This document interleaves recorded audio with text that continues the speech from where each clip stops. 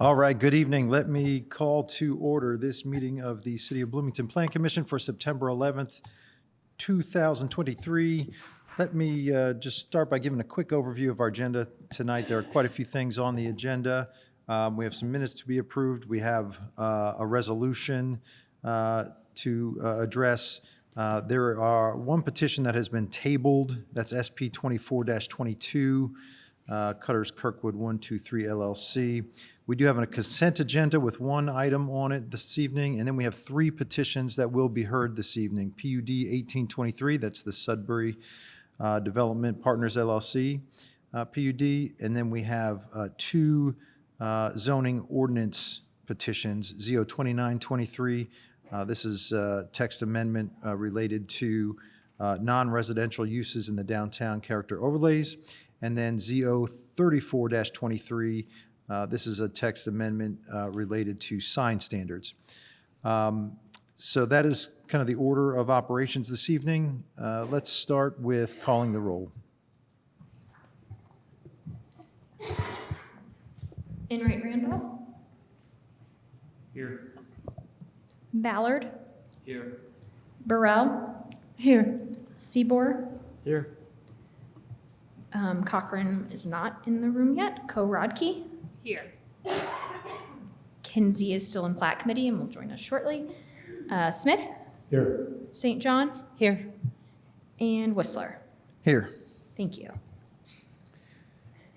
All right, we do have one set of minutes to be approved. Those are the minutes from the August 14th meeting. Are there any questions or corrections to those minutes? Is there a motion to approve those minutes? Move approval of the minutes. All right, we have a motion and a second. Jackie, do we need to call the roll on that this evening? don't because you're on. We are all here. All right, all in favor of approving the August 14th minutes, please say aye. Aye. Aye. Any opposed? Okay, the minutes are approved. We'll move on now to reports, resolutions, and communications.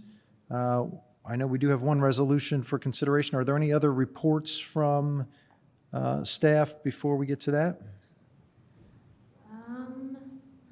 I don't think so, no. Let the minutes reflect Ms. Kinsey is joining us. Any reports from commissioners? All right. Well, we'll move on then to RS 35-23. Thank you, Eric Grulich, Senior Zoning Planner. So this particular item is on the agenda because there was a negative easement, or what would be called today a zoning commitment, that was required with the rezoning petition that was done at 123 South Kingston when the property received a rezoning or a PUD amendment back in the late 90s. So at that time, when the development came forward, they were amending the PUD to allow for the marsh to move in here, and there was a series of duplexes that were anticipated to be constructed on the property to the north of this. So with the PUD amendment, they required a landscaping buffer to be installed between the service merchandise building that was going to be the marsh building and these adjacent residences.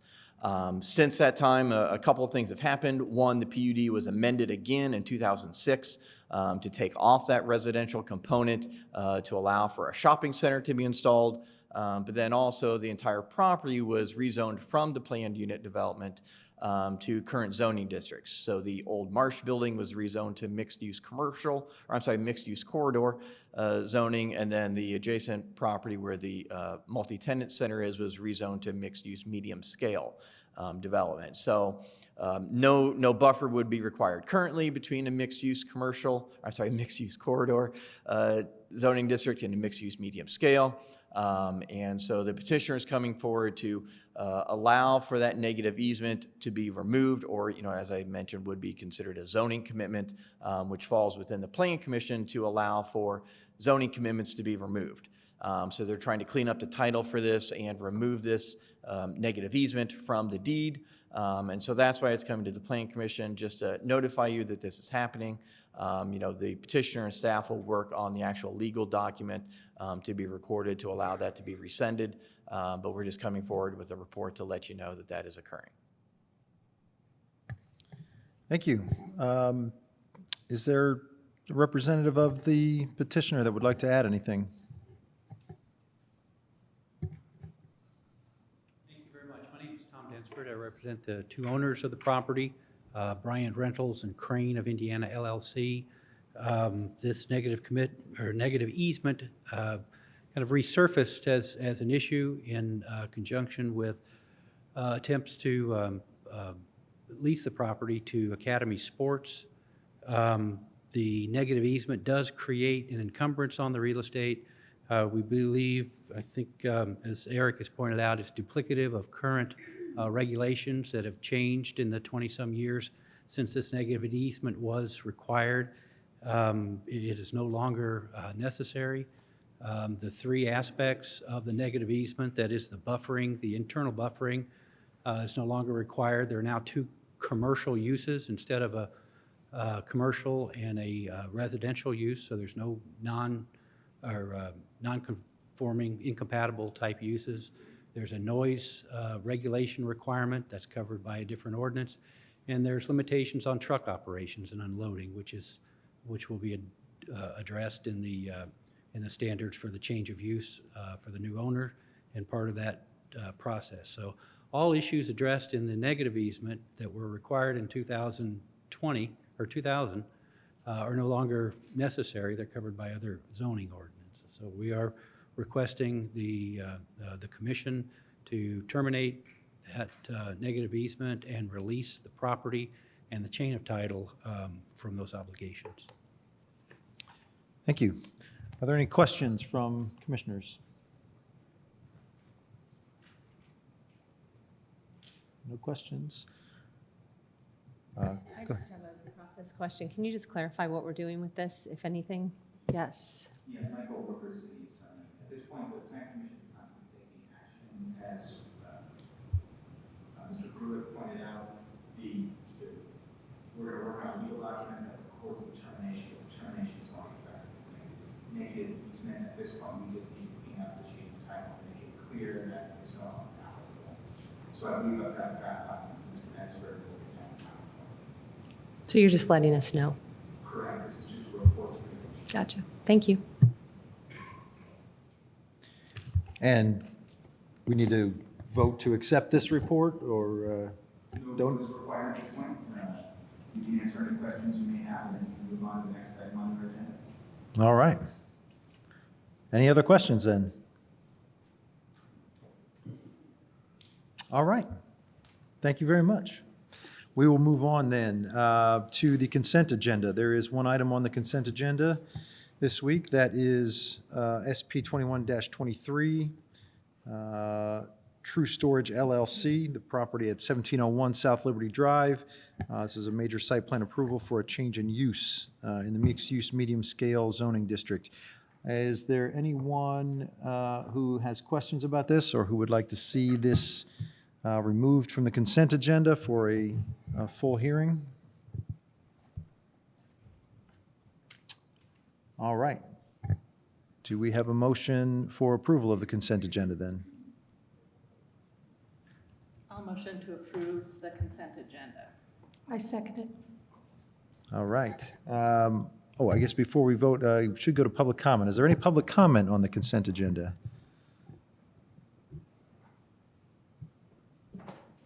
All right, seeing none. We have a motion and a second.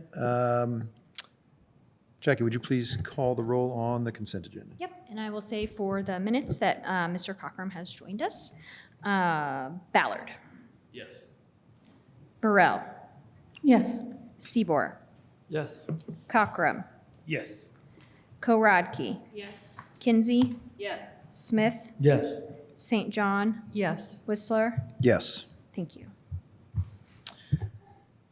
Okay, the consent agenda is approved. We are now on to our petitions for this evening, beginning with PUD 18-23. This is Sudbury Development Partners LLC, and Jackie Scanlon is case manager here to present. Yes. This is Sudbury Development Partners LLC petition, PUD 1823, which we have seen now for a couple of months. As was reflected in the staff report, we're kind of at a weird time with this petition, I would say, because we're waiting for some more information to kind of be able to make some pretty big decisions about phasing and things like that we don't have quite yet. But we did think it would be beneficial for the petitioner to be able to get a little bit more feedback from you on maybe some of the bigger questions. But again, you may also have to wait for some of the information that's coming to be able to do some of that. But I know that they will give a brief presentation tonight, and then hopefully be able to take some comments from you as well. One of the things we mentioned last month was that we were waiting on a capacity study that was being done by a consultant through the City of Bloomington Utilities. We received that information on the 7th, so about 4 days ago, which was a large study, not just for this particular site. So we will be meeting with City of Bloomington Utilities staff members shortly to go over what the impacts are for this site, to be able to report that back to you and also incorporate it into our recommendations for what may need to change in this PUD proposal. Excuse me. Additionally, we are still waiting for information about the traffic study. So the petitioner is meeting with engineering staff this Wednesday to go over some of that information, and we will expect to have that before the next time you see this petition.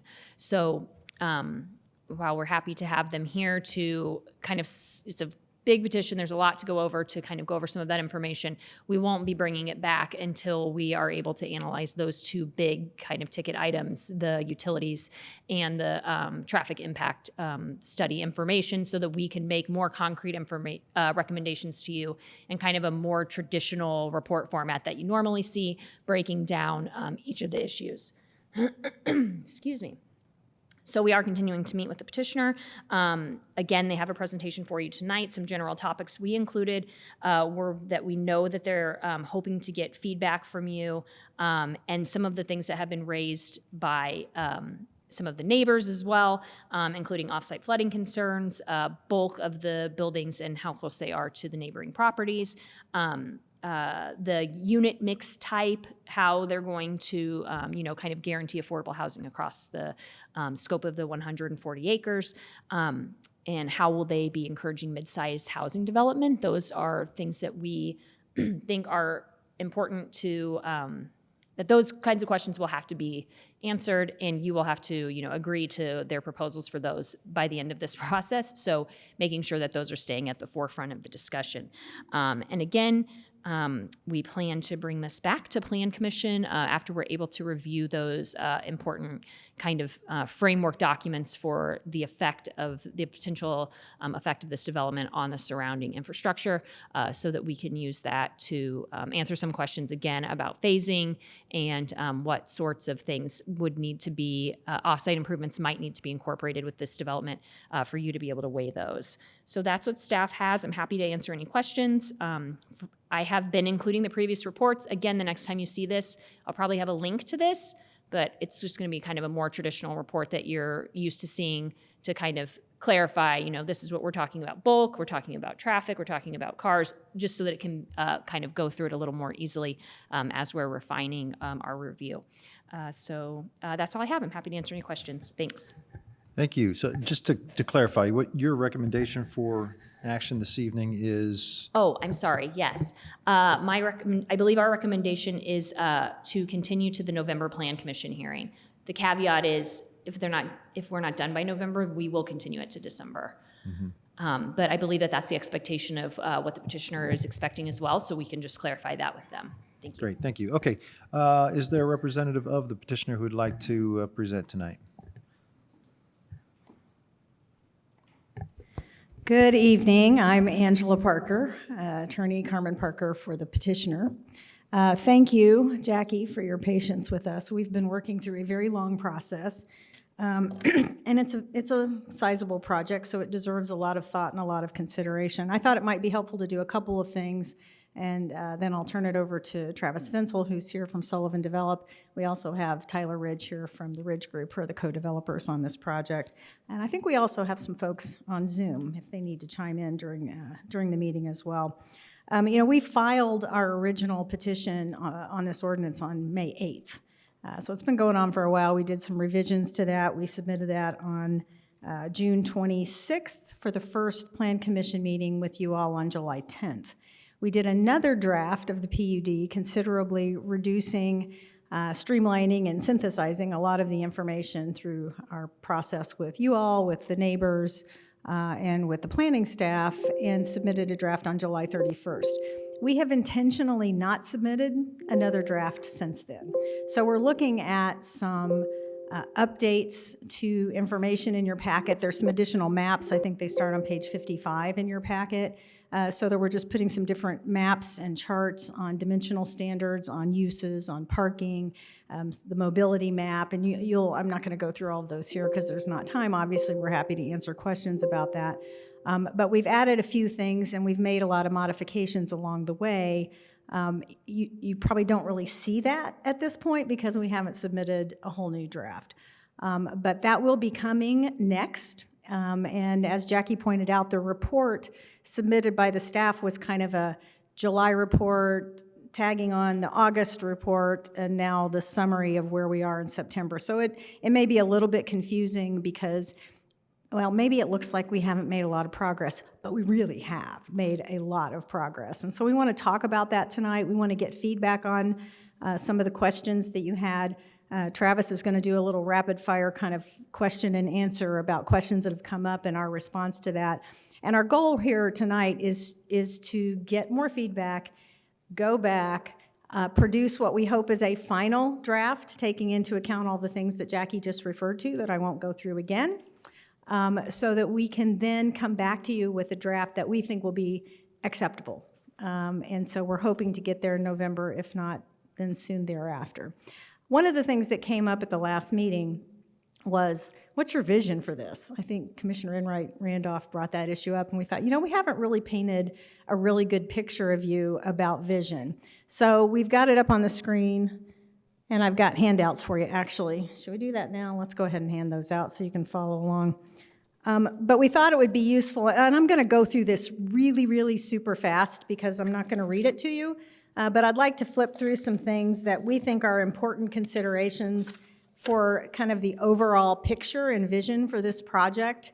And so the idea, as Jackie pointed out in her report, is to create 5 neighborhoods across this 140 acres. And the goals are affordable living, home ownership, walkability within the community, the connectivity, the infrastructure, importance of protecting the environmental features, and all with a drive to meet the expanded housing needs in our community over several years. This isn't going to be built in a year or 2 or 3 or 4 or 5. It's going to be a much longer term project than that. We actually are thinking now, we're sort of projecting out 12 to 15 years. We'll see how the market drives that and where that goes, but that may be a more realistic timeline. And so the goals of the project are community, housing for all, neighborhood services and employment, and then creating that connectivity that the transportation plan requires that will join that part of our community together. So our statement is to imagine a community where you can get up in the morning, walk your child to daycare, meet a friend for coffee, and walk, cycle, or even take public transportation to work, all in this area. So the vision for that is on the next page. Thanks, Jackie. And it outlines kind of our idea about connectivity, about affordable living, and this Everest Center, which is kind of our town square as a community gathering space.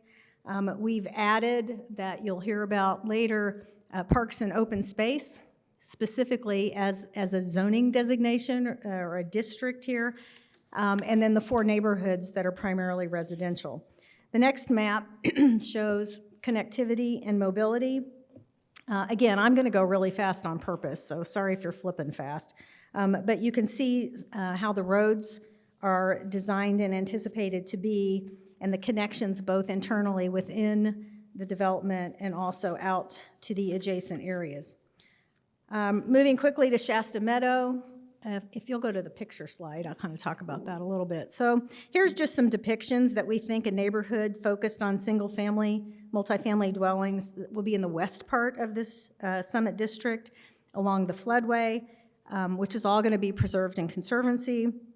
The plan for that area is maybe 475 dwellings to be delivered between 2025 and 2028.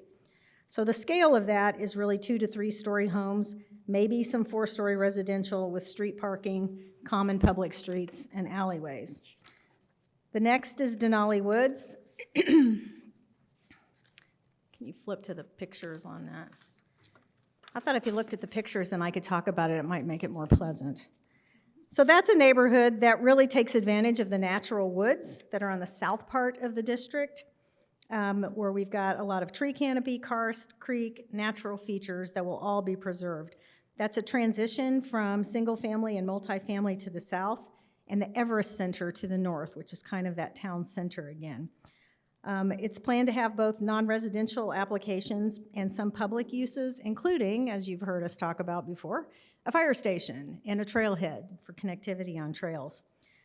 We're looking and projecting about 500 units there to be delivered between 2025 and 29.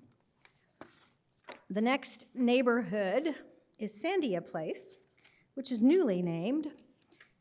More of an urban-style residential neighborhood with a lot of different residential options. So a lot of diversity. It's to the east of the Everest Center, if you can think about that big map earlier. Continues this gridded street pattern, interior blocks for larger-scale multifamily with limited commercial on ground floor. So it's a little bit more of an urban feel. Again, transitioning towards the Everest District. We're thinking that neighborhood is going to have more density, up to 1,300 dwellings, but not till 2028 to 32. The other neighborhood is Whitney Glen. So let me introduce you to Whitney Glen.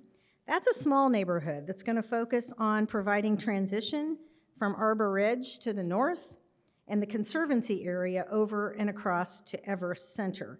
So smaller single-family townhomes along the north side of the neighborhood, and then some multifamily structures along Sudbury Drive. We're looking and projecting about 400 units in that between 2033 and 2038. Everest Center is the town hub, or the area hub. It's going to be not only for Summit District, but the area southwest of the city as well. So there's a central greenway with an upper and lower community open spaces that extend from Sudbury to the creek. And the central or main street will host retail, restaurants, and supportive services for the community.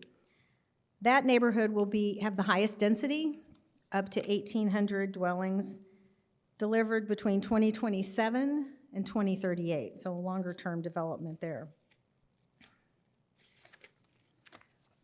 Next slide.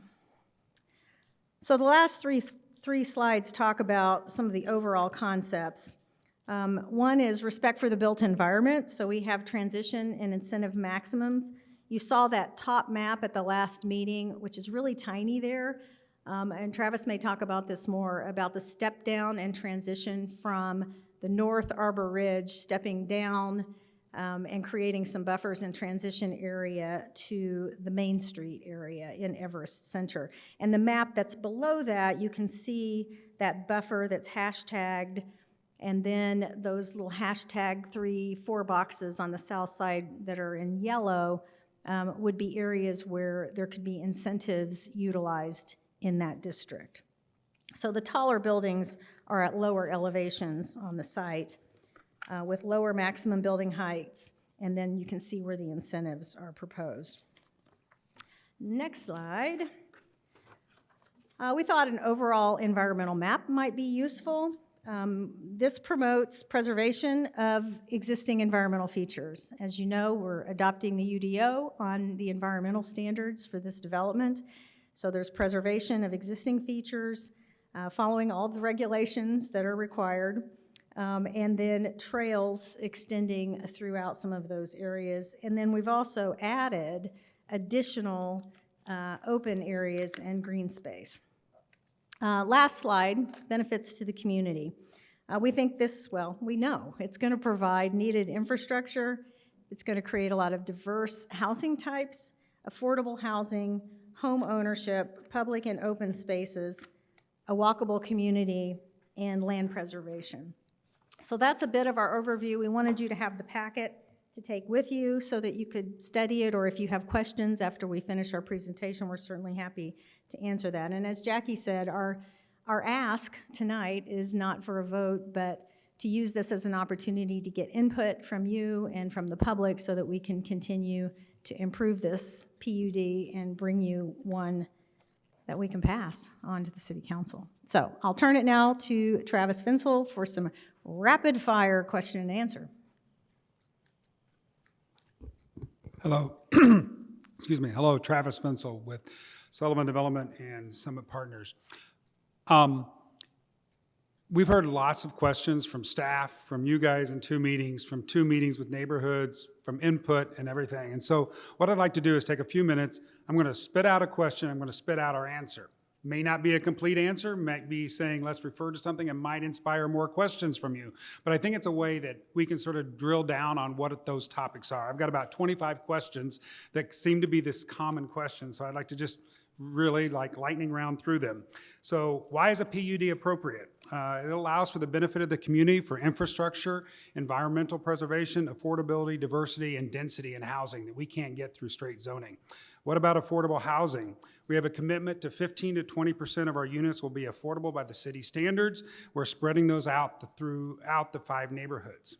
Incentives, we're utilizing the incentives of the UDO. We're not proposing to change those, as well as the Hopewell incentives to maximize the ability to get affordable and sustainable development within this project. Affordable housing for seniors, assisted living, lower AMI. We had a discussion early on about different definition of affordable housing. We've decided to abandon that. We're going to stick with the affordable housing definition that's in the UDO. Sustainable development commitments. We're preserving a total of 43 acres of this site in either preservation or open space through zoning. So we're taking the full benefit of sustainable incentives that we can. We're also using the sustainable incentives from the UDO and applying it to this project throughout the entire property. Diversity of housing types. We have 5 neighborhoods.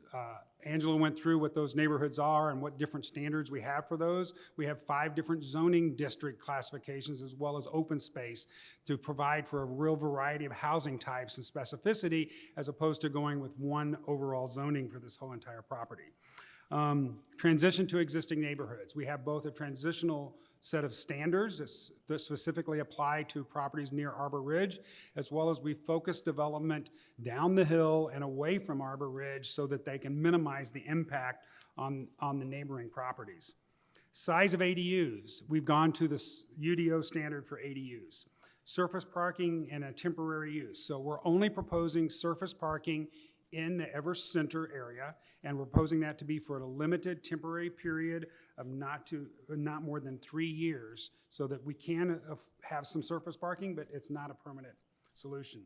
Parking setback, we've adopted the UDO standards, except for in the Everest District, where we have a smaller setback for parking standard in Everest District, but we intend to believe that as Everest District eventually develops out, all that parking will be inside a building. It will not be surface parking, but on an interim basis, we've allowed for that less setback.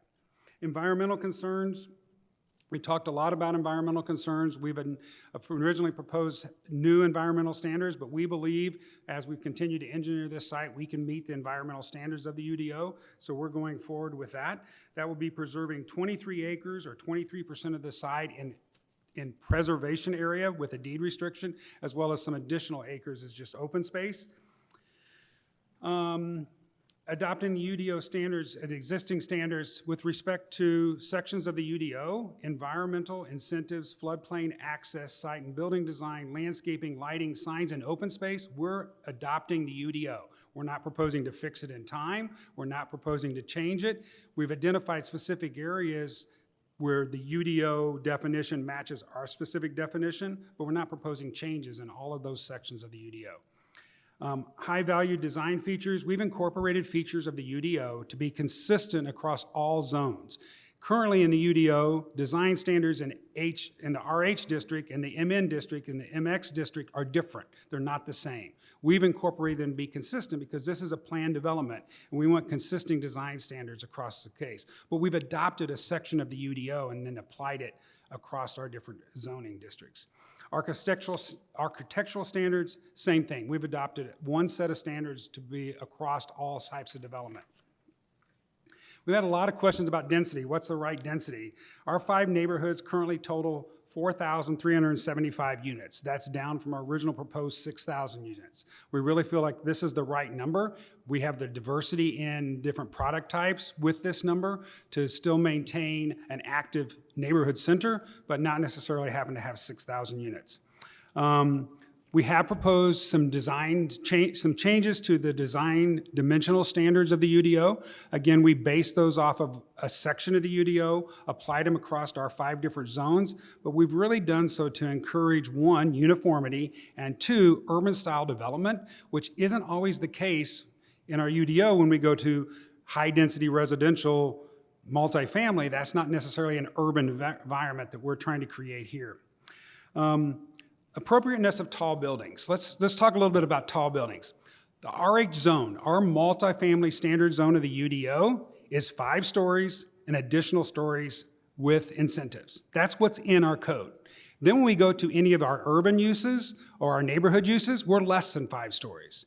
Again, we think it's consistency. So we've used that 6-story as our standard of across the entire, and then applied incentives in specific areas, mostly in the Ever Center. And in there, we've even said where specifically can you use those maximum incentives. In order to use the maximum incentives, you've got to do 20% affordable. That's an increase from the UDO. Where it's 15. We've said it's got to be 20% to use those incentives to get your taller buildings. So we're not talking about a footprint of taller buildings across the entire site. We're talking specific areas so that we can get the density that's needed to make this project work. Reduction in landscaping and pervious surfaces. As overall, as we've stated here, we're putting substantial area set aside in either conservation, preservation, or open space. In order to do that and still get density and get smaller footprint structures, we've lowered the amount of impervious surface and the amount of open space or landscaping that's required. Overall, the entire project, we're still going to meet a lot of the standard, but it's not going to be on an individual lot basis. It's in these big sections of tree preservation or open space that's community serving. Off-site improvements. We've talked a lot about what's going on off-site. We've got a lot of studies that are in the process and are producing things, but I'll run through those real quickly. Utility capacity. With the existing necessary improvements that CBU is contemplating and has already identified, this property can easily have capacity for 5,000 units. Yes, there's some improvements that need to take place, and some of those are already planned, and some of those are in the process of being identified, but need to have triggers to put them in place. So we're working with CBU to identify which ones of those are, and when we can come on with so many units to coincide with what's already in place for the capacity of CBU. Stormwater on-site and off-site. We're going to follow all state, federal, and local regulations to ensure that we're solving our problem and not contributing to the already existing flooding problem in the area. We can't solve everybody's problem, again, but we're going to make sure through local regulations, state regulations, that our project is not contributing to the problem and it is actually probably helping slow down some of the water that now just sheet drains off of all that land into the creek. We're going to help solve that problem. Our engineers are working that on a regular basis. Again, we've got it. Okay, I'm going to get there. We're going to have less than 45% of our total land area is going to be developed. The rest of that is going to be set aside as infrastructure, open space, and public space. A traffic study, it's in the process. We're going to connect Sudbury and Adams, which is going to relieve a lot of traffic issues, but this development will have some others. We'll talk about that. Mobility and connectivity, we've connected all the streets. We have a gridded pattern. Is it perfect? It's not perfect, but we really think we've done a good job there. Adams Street's connections to the north and south, there's some gaps where there has been planned improvements that have not been fulfilled. We're working with both the city staff and county staff to make sure those happen. We've talked with MCC about schools. Believe it or not, the school population at MCCSC has not significantly increased in 40 years. It's just moved around, and it's going to continue to move around with new developments, which probably will require redistrict and moving, but we're having conversations with them. They're aware there are projects in the place. And finally, phasing and triggers. We're working on that. We're coming up with a matrix. The traffic study and utility study will have to add to that. So with that, that's the fire lightning questions. I'm sure you guys have more questions. We're dealing with all of these items, but if you look at them in general, they come down to ordinance, off-site improvements, and density. So with that, thank you for your time, and we look forward to answering your questions. Are there any other questions? That was a lot of questions, but I'm sure probably still some more. Any questions from commissioners? Commissioner Enright Randolph. My question's to Jackie. I guess on the packet where you lay out some questions on page 39 and 40, did he address any of those questions that you still had kind of in that lightning round? That was a lot of information. I was trying to keep up. That was a lot of information. Yeah, I do think some of the questions were addressed. Oh, it's so hard to say. So you're talking about the ones on 39 and 40 related to mobility and then workforce housing? Yeah, and then I guess there's also the one on page 38 where reduced parking setbacks. It seems like they were saying they're going to follow the UDA. Yeah, so in some of the project they don't want to. In other part, in the main commercial part of the project, what we've seen thus far is that the parking would be either flush with the building or just barely behind it. So that is not the standard that we use now, right? We do 20 feet behind the front building wall, which is the equivalent of slightly more than 2 parking spaces, the width of 2 parking spaces. So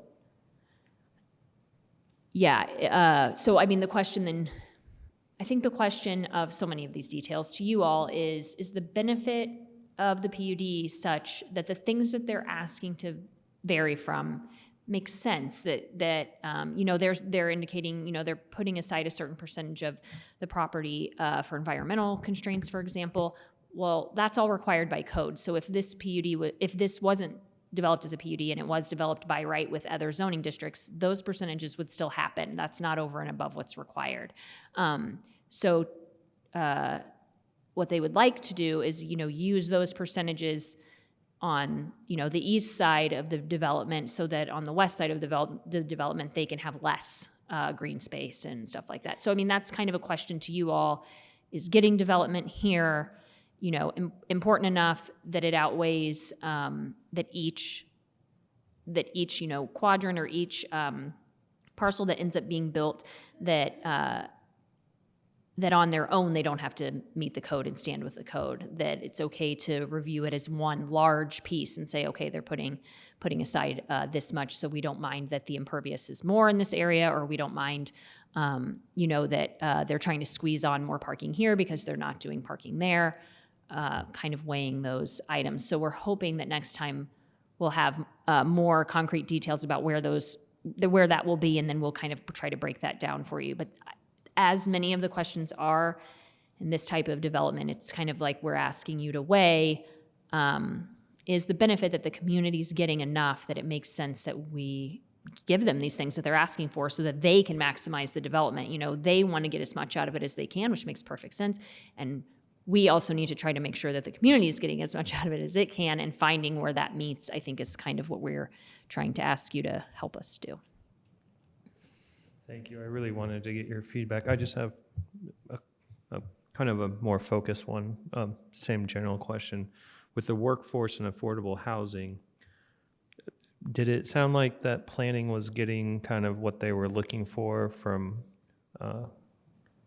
his response, I guess? Sure. So the thing about the incentives is, and we've talked about this one of the other months, but the base heights, for example, that they're asking for in some of the areas are larger than the base heights that we have in the UDO. So if you're just using a UDO district and you want to have the 2 additional stories in MN to go from 3 to 5, you do incentives. They're starting out at 5. So they're already getting those extra stories. Then they're saying, or we can let someone do incentives with this project and get 2 more.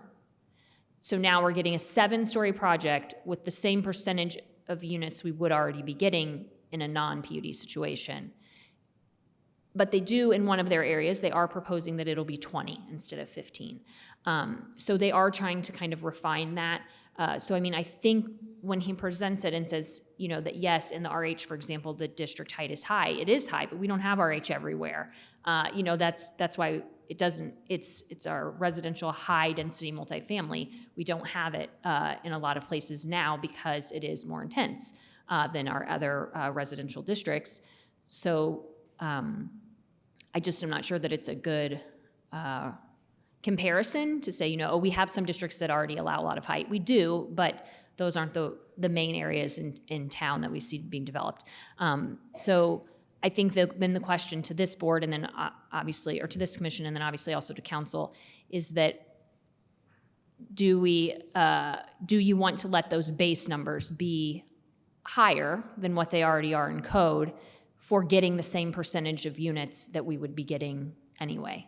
So they have tweaked, again, as I said, in the one particular area so that it'll be 20% there. If you want to do incentives, you have to do 20% of the units for the development. And so I do think that is helpful because that is the area where most of the development would likely occur, most of the larger development. So I think that that's definitely a step in the right direction. We are still working with them to clarify how will this 15% that's required by your PUD be met, you know, across the board. They've said a number of times that it'll be spread through the 5 neighborhoods, but exactly how that's going to be done, I think we're still kind of talking to them about that. Okay, thank you. And then my questions to the petitioner is, when you said you're actually going to go with the UDO, I always have to make sure I'm not saying the CDO. So with the UDO, that you're not talking about you want a snapshot in time where we kind of discuss freezing the UDO, just to kind of clarify that, because you mentioned that a couple of times, and on one of them you said you didn't want it fixed. So I was wondering, when you mentioned that you're going with the UDO standards, you're talking about for all of the comments that you made saying sticking with the UDO. Correct. Anything that's referenced in the UDO would just be referencing the UDO, not fixing it in time. It would be what it is today until such point in time you guys determine to change the UDO to something else. So, you know, there's some things that are in the play there, but we're willing to accept that. So that's how we propose to move forward with a lot of these things. That does mean there is some areas that we moved into our ordinance that we do want to fix. So we have moved some things into our ordinance, specific items, but not whole sections. Awesome. And then I just have one question that I asked you earlier, which may be on some people's mind, maybe not, but with the proposed development surrounding this area, that doesn't diminish your want of getting this project to the finish line and developed, correct? And I guess I won't be so ambiguous. There's been talks about maybe the new location for the jail. That's not really here or there, but I was curious if that impacted their decision with this development. And I asked him earlier, and he said this was a fair question to bring up. For the record, whatever development takes place on the county's land, we're supportive of, and it does not affect how we would approach this. We have made considerations in our plan of how connectivity would work and how those uses would work within our parcel as well. Thank you so much. Other questions from commissioners? Go ahead. So this question is for staff. So I appreciate the 5 different neighborhoods, but when we look at a PUD, do we look at a PUD as a whole? Is it the whole development that we are going to look at together, correct? Not separate neighborhoods? Correct, yes. So does that impact how we look at affordable housing? Is it, or each neighborhood will be Let me. looked at differently? So they have submitted a number of tables here, which I believe were in the packet.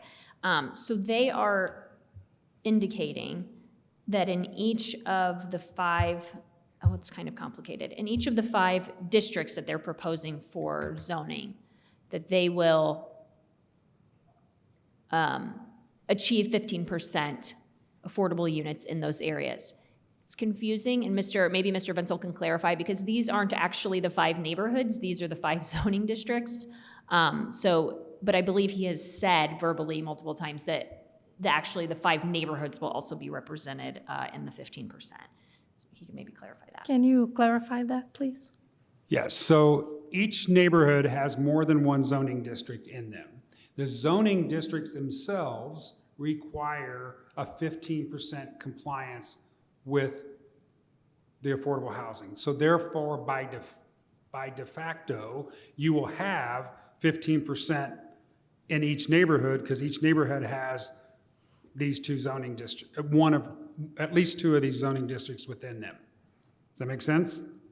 What we proposed, and we're still working with staff, is a ratio by which you have to true up, right? Because it's not a 1-to-1 ratio. So it's not 1 affordable unit to 1 market rate unit. It's 15%. So is that 15 allows you to build 85?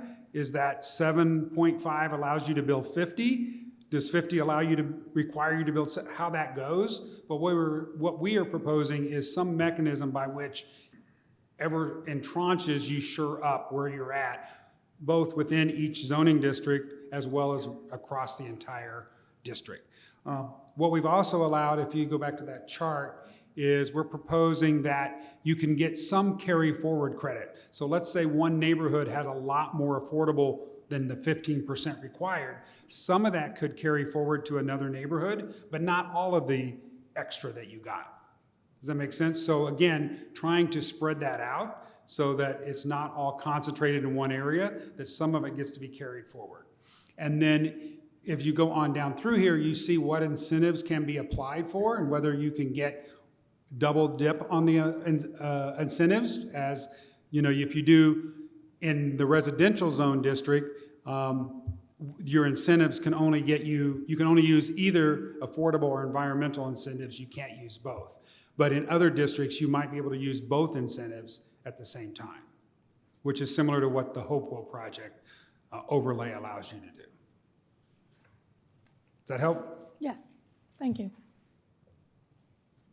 Yeah, I guess I have a couple questions. One, I want to continue on this same line about the affordability issue. And, you know, I think I understand what we're trying to do here is spread the affordability options across all the districts. So there's a variety of housing types that all include affordable options.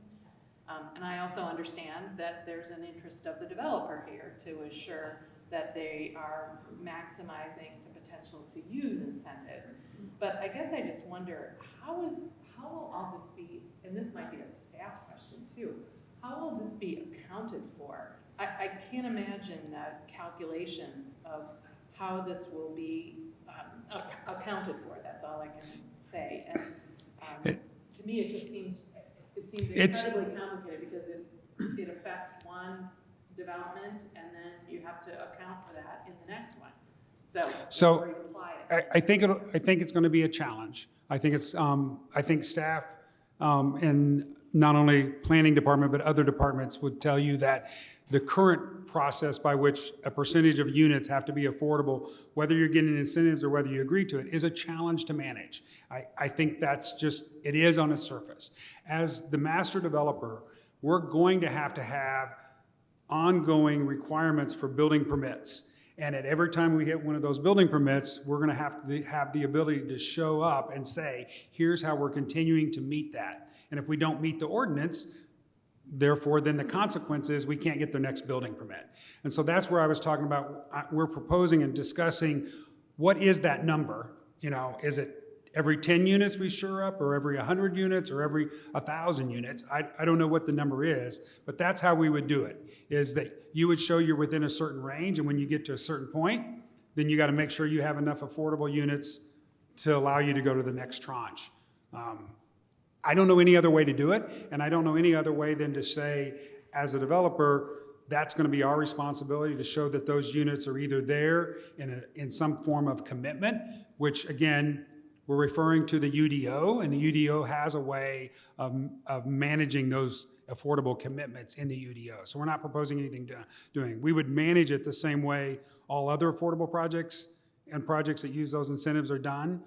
It would just be our responsibility to have this master spreadsheet that shows where we are, and I envision it being codified every time a building permit. We submitted a spreadsheet, you issued a building permit, so we were all good with those numbers. Now we go to the next one, and so forth. Yeah, I guess I want to give staff a chance to respond to this too. I mean, I just can't imagine someone sitting there with the green shield, you know, kind of the accountant shield, trying to keep track of all this. Can you say? Well, we're excited to try. I mean, it is going to be complicated. So that's why I do think it feels a little tedious sometimes to people that we're having all these conversations and we're not ending these meetings with like, okay, that one's done, check that off the list, because it is so complicated. Because, I mean, for us, obviously, it would probably be easier if this was by neighborhood, not zoning district, because then it's just like this, because the zoning districts aren't contiguous. So the tracking is slightly more complicated because we're talking about, you know, projects in the R area on the east side, also on the west side, also at the south, and also at the north, that those 4 non-contiguous areas affect each other related to, you know, being able to develop and what percentage we're getting from those. So I do think I understand what Mr. Vincel's saying when he says, you know, like in theory, theoretically it's being spread across because all the districts have to have them. But because some of the districts appear in more than one place, that might not work out that way, right? Where if you get like a habitat project or something that wants to do all of their development in a certain portion of R2, and then you realize that this has gone over the max for all of the R2s, so then the other portions don't get any. That's just something that we have to, you know, think about, and how we will track it is just, yeah, we'll have to figure that out. And we do, of course, obviously the master developer will track it as well, but you know, they're not going to develop the whole thing. So we have to have a mechanism where we can track it, because I mean, it'll probably be me, but someone will be here doing that. And I know that Mr. Vincent will do it for his projects, but I have to make sure that I can do it for the rest of it. So that's why we just want to air these things, I think, in these public meetings, that it is very complicated. And we are working with them, and they are working diligently to propose ideas and figure out a way to make this happen where they can still do it. They can still, you know, go forward, and we can, you know, feel satisfied that in 10 years, we're not going to just think, oh, we messed this up and we don't have any affordable housing here. So that's what when Mr. Vincel is talking about, where's the threshold. So originally, in one of the proposals you've seen, they proposed to be able to build 300 units before they start the 15%. We think that's probably too high. And so that's a discussion that we're having back and forth with them. You know, the question being, so does our first project have to be affordable? It's like, well, we haven't said that yet, but I mean, maybe that is how it's going to have to shake out. You know, those are the kinds of things we're weighing, because again, this is a very important part of the city to see something happen here. We want it to be feasible. We want it to benefit the community. We want it to make sense for the people who are building it as well. And those things are just hard to mesh on something so big that is so detailed. I don't know if that answered your question, but. Well, it confirms my belief that this is complicated, so that's helpful. And then I if I also could- want to just. If I can add. Yeah. I mean, we initially looked at neighborhoods, and maybe we'll go back to neighborhoods.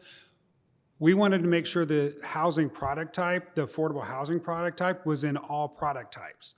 Product type is more defined by zoning district or district uses than it is by a neighborhood, right? So that's the reason we ended up tying it to zoning districts. Maybe that's not right. Maybe it is by neighborhood. But then the concern would be you'd have all of one product type in that neighborhood. So I think this is all things that can be worked out. And as we continue to do our engineering and work through other details, this list gets narrower and narrower of things that are complicated that we have to figure out. And, we meet with the staff every Wednesday and are really starting to dial in on these things. So I appreciate your question because you're exactly right. It's not easy, but we're committed to figuring it out. Yeah, and I guess that one of the things that might be helpful to me, and this is but the idea of what are the thresholds, what are the triggers to have these conversations, I think that would be helpful as we progress through here. So you mentioned building permits being a place where there would be, just you wouldn't get the building permit if there was unsatisfactory progress in either affordable units or a commitment that wasn't being achieved, then would this not get the building permit, or somebody would not get the building permit. So I think specifying what those triggers are so that people can be assured that this is going to be followed through and that we're not going to lose, the desire for a variety of affordable units across the product types. I think what we're all clear in that we don't want to do or to intend to happen is to simply take 15 acres of this site, put a deed restriction on it, say it's going to be affordable, and then go about our business only to find out at some point in time in the future it never took place, that acreage didn't take place, or we didn't accomplish having a diverse across the site. So when you take that out of the mix, then it becomes a much more complicated thing to enforce. And the smaller the site is, the easier it would be. We do PUDs in Bloomington where it's one site and it's one building. It's really easy to say 15% because it's 15% of that one building. And it's spread across the building because it's all in that building. This is just a bigger beast. I have other questions, but I'll let other people go. Commissioner Smith. Thank you very much for the presentation. Really appreciate it, and fantastic work, and to figure all these things out. I really appreciate it. I think I got the idea of the overall concept. One of the things that seems to be missing all the time in Bloomington, at least since I've been around, is there's that missing middle. Is there a price point that you have, any range that you'd like to offer about the single-family dwellings? Is that, like, if it's going to be a home and it says 2 to 3 stories in a lot of these, is there like something you'd like to? Given the time period, once to have the first phase come on, which is 3 years from now, and I don't think if we look back 3 years in the history and predicted what the average price in Bloomington was, any of us would believe it is where it is today. I'm really hesitant to tell you what that price point is. What we've tried to do is offer a variety of developmental standards that allow for smaller lots, more compact form, so that there's the potential for people to build smaller homes in the future that will attract that missing middle piece and not have, big lots that in the end end up with big houses to support the land value that's necessary. So that's the way we approached it. I can't tell you a specific dollar figure. When we start saying Ever Center is going to be developed in the 2030s, that's really hard to predict what that is. But I realize that I didn't want to put you on the spot so much as I just kind of want to get your thoughts on how you're thinking about it. And I appreciate that. Thank you. Commissioner Smith, if I can make a related comment, and this was in the packet, but so you can see here on the use table, something that we talked about a lot, that's not the right mouse, sorry, something that we talked about a lot with the Plex conversation, and we've talked about it with different rezonings, is that a concern that when you are allowed to do multifamily everywhere, no one's going to build the missing middle portion because they're going to maximize, typically what we see, especially here, because student housing is such a big market here, that if someone's going to buy a property, they're going to build, with the highest and best use on the property. So something to think about when you're looking at the zoning districts is, do some of these, so these are the 3 main residential, R, RH1, and RH2, would it be appropriate for R or RH1 for the multifamily in those districts to be limited in some way? So for example, in our R4, you can have multifamily, but it's only up to 8 units. So that is done through a use-specific standard for a particular use in a particular district. So the idea being that in the lower tier, the residential districts that have traditionally geared toward single family, that you encourage the missing middle by having some sort of ceiling on what multifamily can be built there, or encourage missing middle and single and the detached that people are interested in as well. Because, for example, like in the RH1 and the RH2 here on the table, you can't do detached. You can only do it in the R district. So if we want single-family detached, how do we encourage that in the R district? And one way to think about doing that is to put a ceiling on residential development to basically limit what can be built there, to encourage those that might be less lucrative. So that's just a comment. Thank you. And we're looking at that as well, which might shift some of those zoning district lines. They're really not zoning lines, they're district lines in the PUD as we move forward. And again, as we're engineering the site and we're seeing where those best fit, some of those lines might shift a little bit, or the colors. Yeah, thank you all for thinking about that. I appreciate it. Thank you. Any other questions? Commissioner Ballard. This is very helpful, and I appreciate you guys continue to refine this, and at least for me, the visuals coming together more and more. So even though these are lengthy conversations, they're really good conversations to be having, so I appreciate everybody's work going into it. I guess the question you brought up was, and I'm glad you brought it up, was your discussion with MCCSC. So I think that's a big factor, considering the volume of individuals with potential families. Did they have any, have you presented enough to them to give them a sense of, okay, this is a 15-year project, is there potential for a school to have to go into the west side, given how big this is going to be? So a couple of things on that. Yes, we presented them with the numbers, and I think staff has also had conversations with them. I don't want to speak for staff.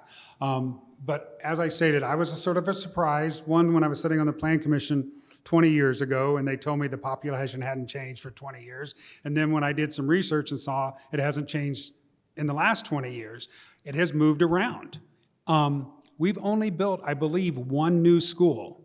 We've decommissioned some schools and replaced some schools, but we haven't built a lot of new schools either. Again, they've just moved around. So I think what you will see is they will adjust to that. Again, given the horizon of this development, that's a long ways out. This isn't going to flood the schools or Summit instantaneously. It's going to be over time. They have said to me they have some schools that are underutilized now, and they have some schools that are maximized now.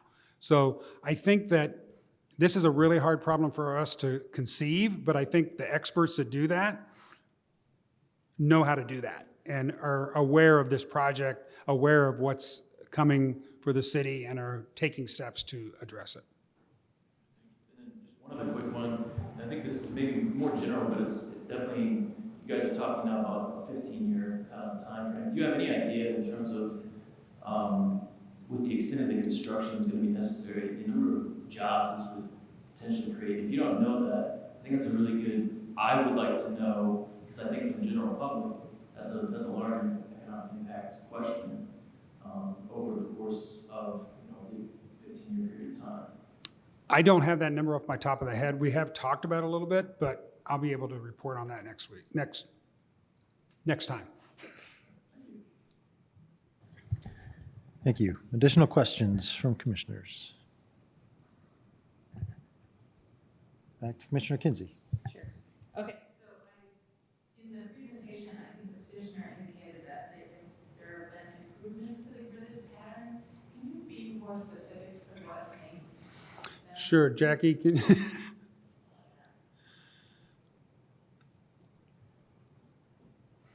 So this is the new gridded pattern. There are a couple of things in here. As you can see, originally the grid was not, there wasn't a total grid.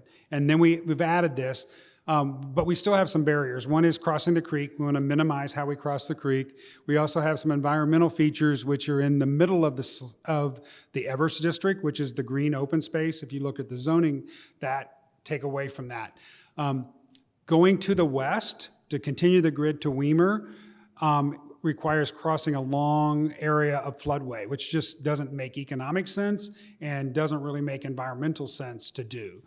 To the south, we have land that we don't own, as well as the creek as well. So this is our attempt to continue the gridded pattern as much as possible, considering the constraints. If you go to the green space map, there, now you, back one. Now you can see where there's some green spaces that we're not protruding through with streets that really would have limited potential to have more development on them. So you could grid to the south, but you're going to get grid through trees. And if you're trying to preserve those trees, it really doesn't make any sense to have that go through there. I believe the one connection just south of the utility easement that currently goes to the park will probably go away based on some conversations with park and staff. They don't really envision that road going through the park, RCA Park, so that will probably go away. We talked about gridding more of the northeast corner to the north, but that's a built environment of apartments that have no grid that comes to the south. So we've chose not to continue that grid where it doesn't already have connectivity. But to the east, the parcel owned by the county where we don't know what's taking place, we have 3 roads gridded to continue the grid that way. So again, I call it the more gridded pattern, but it's still not a perfect grid. But given the constraints we have, we believe it's the best we can do. Staff, do you have a comment on is that gridded enough? Yeah, I mean, we think it's better. So one thing we've commented on and we'll probably continue to is you can see them here, alleys. So potentially having more than they're showing here is something that we'll talk about, continue to talk about with them. You know, does it make sense to alley all of the, you know, larger, more intense lots in the middle, or does it make sense to do that over here where it may be more residential? And so that's something we've been kind of pushing them on a little bit, because that is something that the UDO desires, you know, more access from alleys. So we do think it's better. We've made a couple of comments, as Mr. Vinsel said. Long term, this connection here probably doesn't make much sense, so that one will probably come out. And though we would like to see more gridding, for example, in the south, we know why they're not doing that. I mean, that's a large area of tree preservation. It wouldn't make a lot of sense to add streets for no reason down there. So yeah, we do think it's coming along, and if this isn't the final version, this is be pretty close to what you'll end up seeing. They've done some connections, for example, here across from existing right-of-way to continue those connections as well. With this layout of grids and streets, on a high level, I mean, well, I was not a granular level, but not a high level, we're avoiding all the karst features.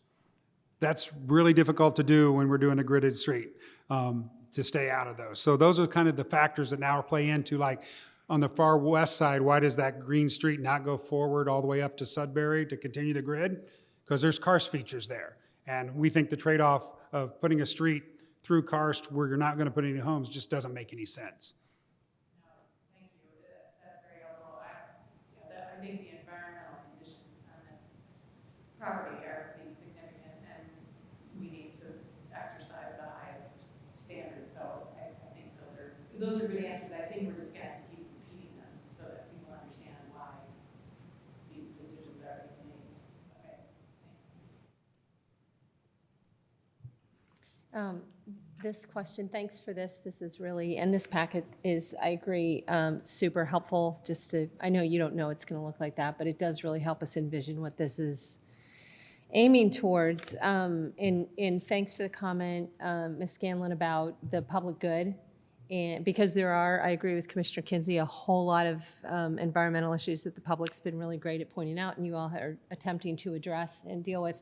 So I think about the public good, and in my mind, what jumps to the forefront, of course, is housing and affordable housing and workforce housing. And the comment in the beginning about promoting homeownership, and then looking at Shasta Meadows and Denali Woods and Sandia Place. I'm curious, you know, they all say 2 to 3 story homes, and then 4-story residential buildings, or up to 4-story buildings, but 2 to 3 story homes over and over. Do you envision those to be owner-occupied homes, maybe you can't see that far into the future, you're planning homes, but how do you see that? Because when I think about the opportunity, it's really around people eventually getting to homeownership on some path. And I know you're not totally responsible for, but. Our commitment is to 20 to 30% of the units to be built for individual ownership. That doesn't mean there'll be a single-family home on a single-family lot. They will just be constructed by either a single-family home, a duplex, a quad, a condo, a zero-lot line, a shared common wall, whatever, but so that an individual or a group of individuals can own a single living unit, separately metered, all those things that need to go with that. Home ownership is something that's very hard to legislate through an ordinance like this, and the only way to enforce it is neighbor suing neighbor. There's no ability for the city to come in and say, you said you weren't going to rent that, but you've rented it. That doesn't work. Neighbors have to sue neighbors. Neighbors can get together and change those. So only thing we can assure is a certain number of units are built capable of being single-family ownership. And that's what we, again, trying to devise a number of districts that promote a wide variety of those kind of opportunities. And what was that percentage again that you said? Between 20 and 30%, Okay. and of which some would be affordable and some would not. Okay, gotcha. And then my last question is around the parking in Everest Center.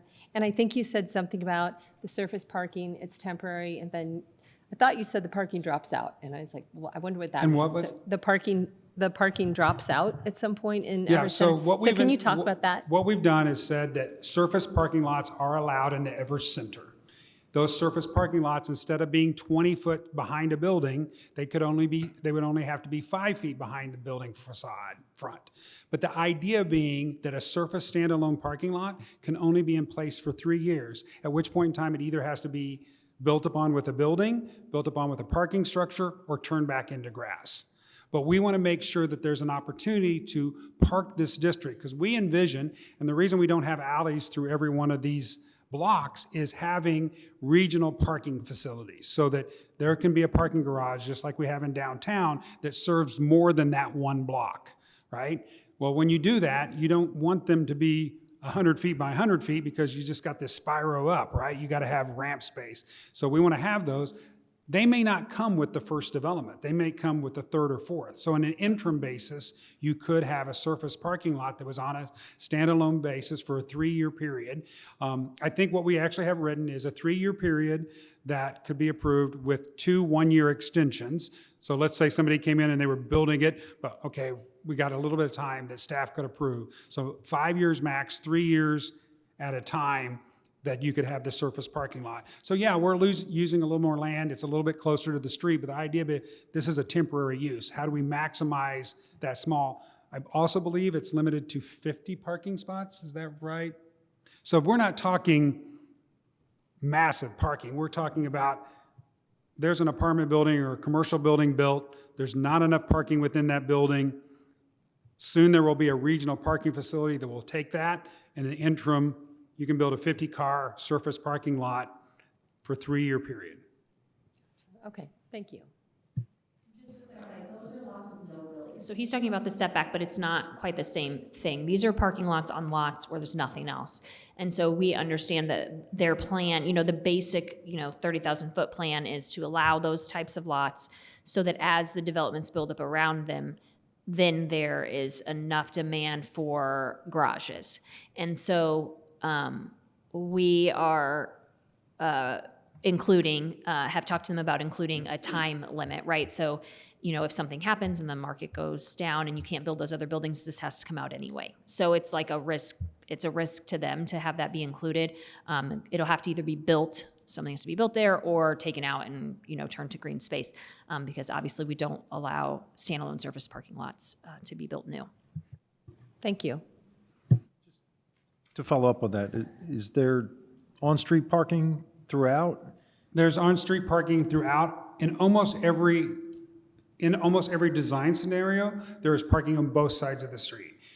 Per the ordinance, it's not required on both sides of the street in every subdivision type. That make sense?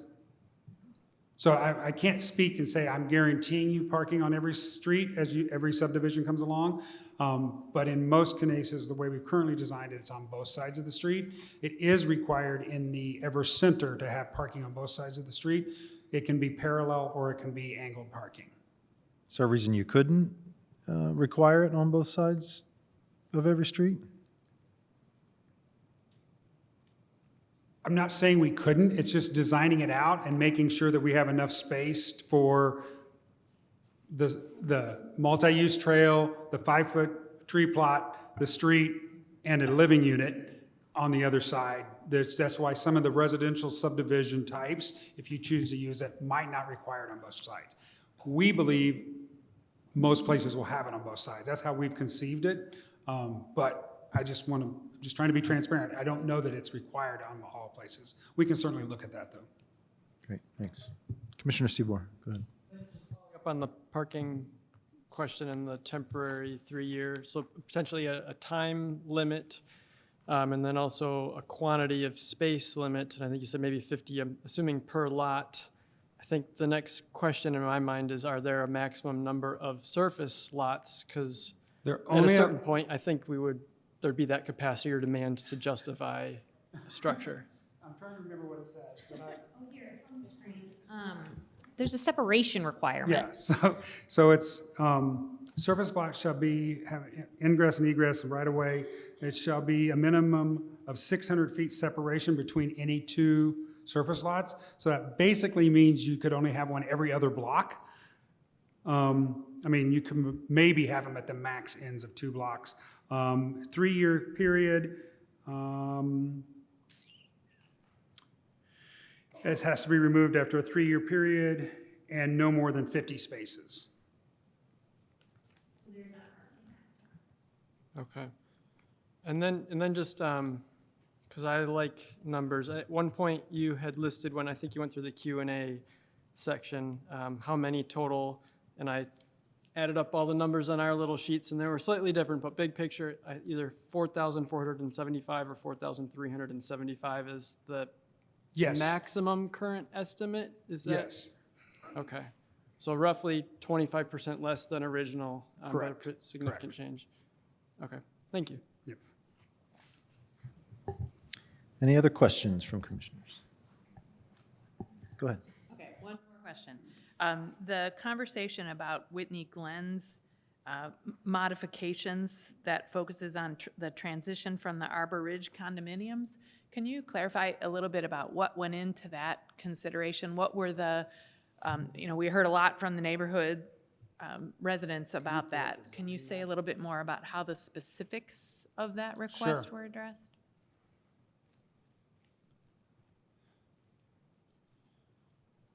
So originally, what you see is the blue R right there was an MX district. So we changed that to an R district, and it's a townhome style. So once we change that to an R district, the height comes down on those, as well as the lot size requirement, as well as what subdivision you can use when you're developing that piece. So that all plays into that up there. Then if you'll move to the slide about the transition. So this is Everest District, and this is the preferred locations for the taller buildings, which are at the lowest elevation, and they're not part of any one whole block, and they are at least 1 block removed from Arbor Ridge in every direction. And then if you, it's probably in our presentation.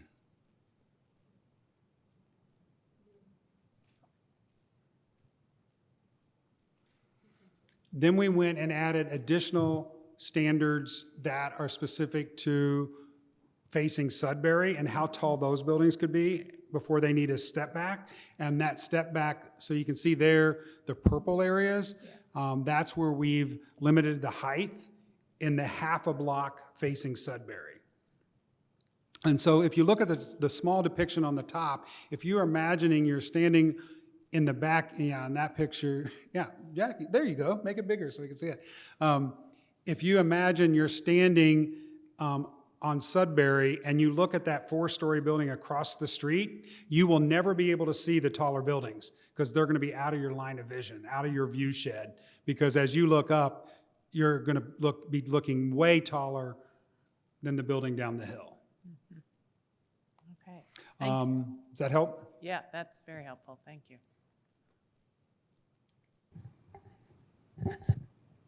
Any more questions? All right, seeing none, we will now go to public comment. Thank you. If you would like to make public comment, if you're here in the chambers, just step up to the podium, state your name for the record. You'll have up to 5 minutes to make your comment.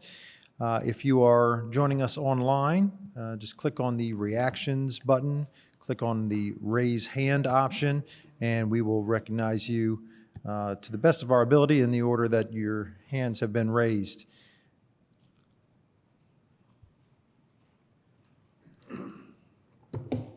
Hi. Oh, jeez. Okay.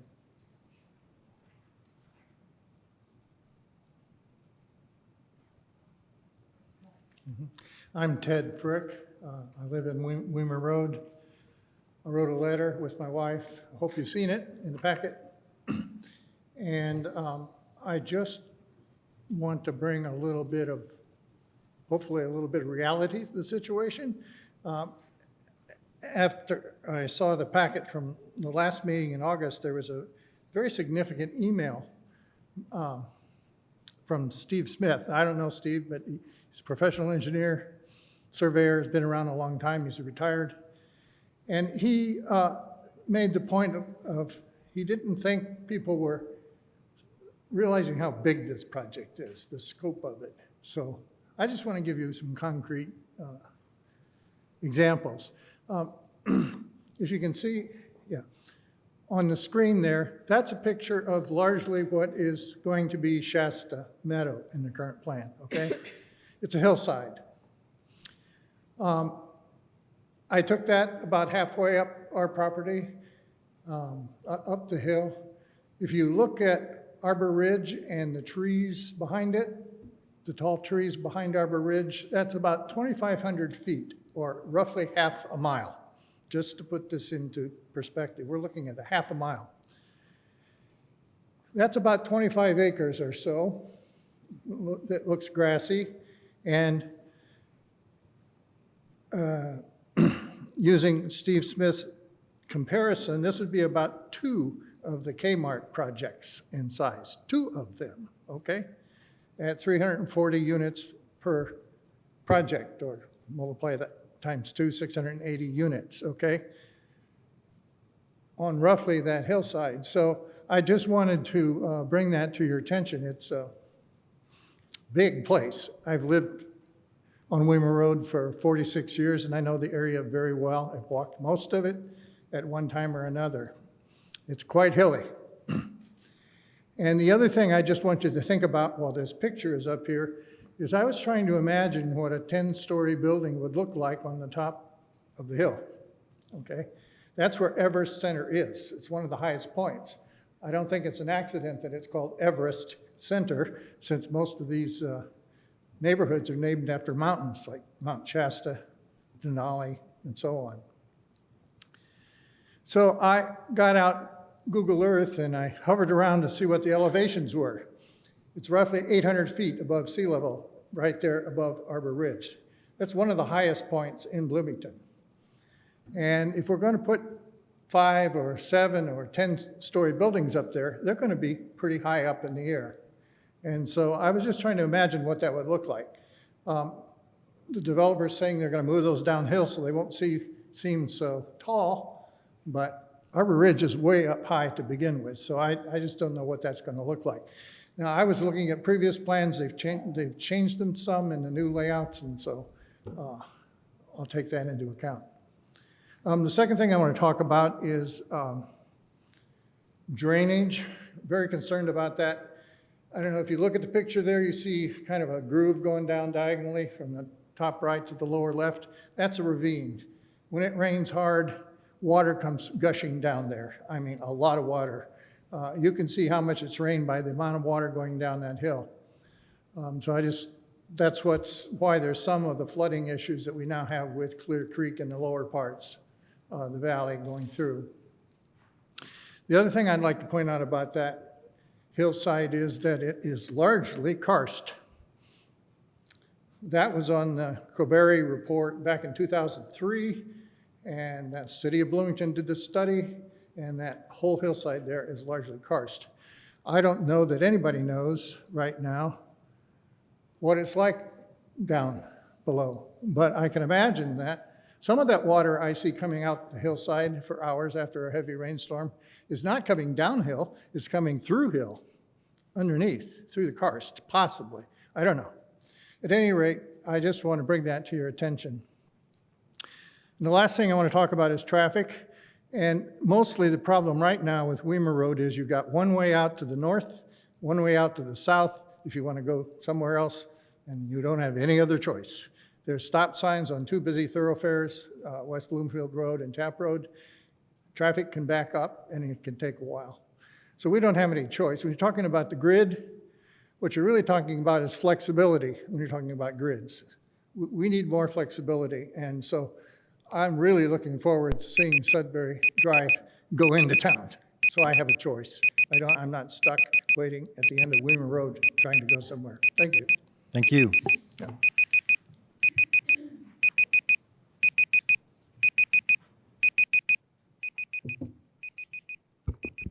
Hi, y'all. My name is Amy Countryman, and I have lived in Bloomington for a pretty long time. And I ride my bike pretty much every Saturday down Weimer Road from my house down to the farmer's market there at the Woolery Mill. And I just, every time I ride by it, I see that land and I'm always struck by how beautiful it is. I don't know if y'all have been out there.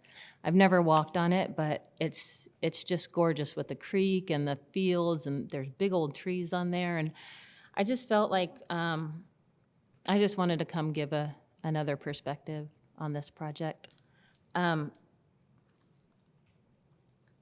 Thank you to Dave Askins. I think I read that there were going to be 6,000 people living over there, and my heart broke a little bit.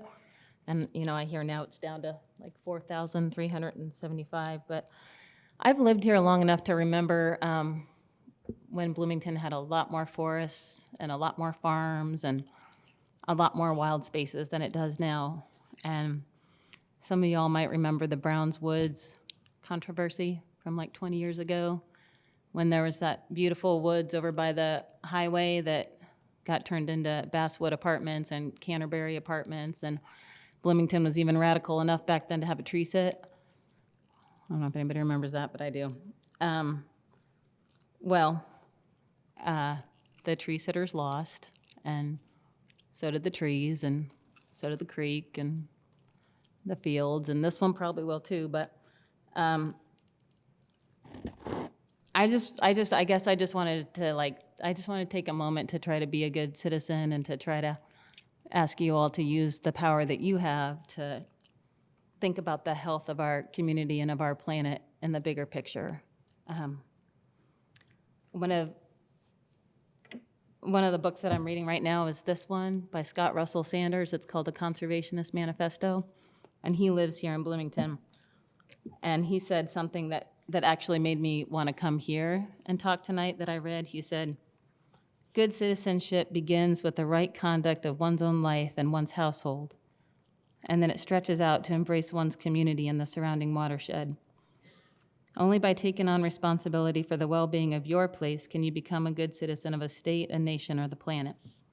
And that just moved me, you know, because I feel like in this community, there's a lot of people that care a lot about this place. And I feel like we're losing a lot right now with how much development's happening here. And I know people need homes. I am real grateful to live in a home. But, you know, in this book, Scott Russell Sanders, on his opening essay, he talks about Brown's Woods. And I just wanted to read you something that he said, because I think it applies to this place too. He said, "The arguments for turning Browns Woods into the Canterbury House Apartments are familiar. People need somewhere to live, people need jobs. Investors deserve a return on their capital. The city must grow. We can always think of reasons for subduing land to our desires. But whatever the arguments, the upshot is that the felling of Browns Woods has diminished our common wealth, and those who live here after us will inherit a grimmer, grimier place. We are not the only ones hurt. The hawks, the coyotes, the toads, the salamanders, the spicebush butterflies, and the orb weaver spiders will all have to leave if they can outrun the bulldozers and chainsaws, and if they can find another refuge anywhere near the sprawling city. The red oaks and shagbark hickories have no such chance, nor do the dogwoods and dogtooth violets, the bloodroot and the chanterelles. These neighbors have no say over the future of the neighborhood. They write no checks, cast no votes. They have no voice in how we use the land, unless some of us speak up for them, as the tree sitters have tried to do."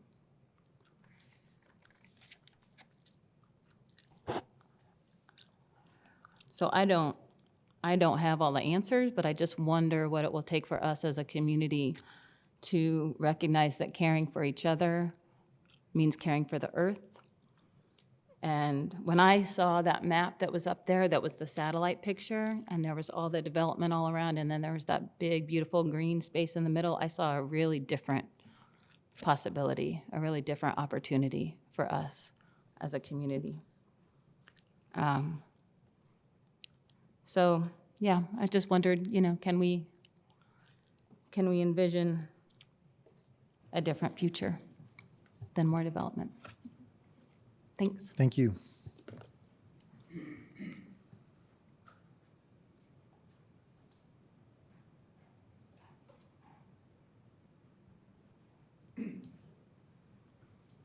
Hello, my name is Steven Schott. I'm at 1620 Weber.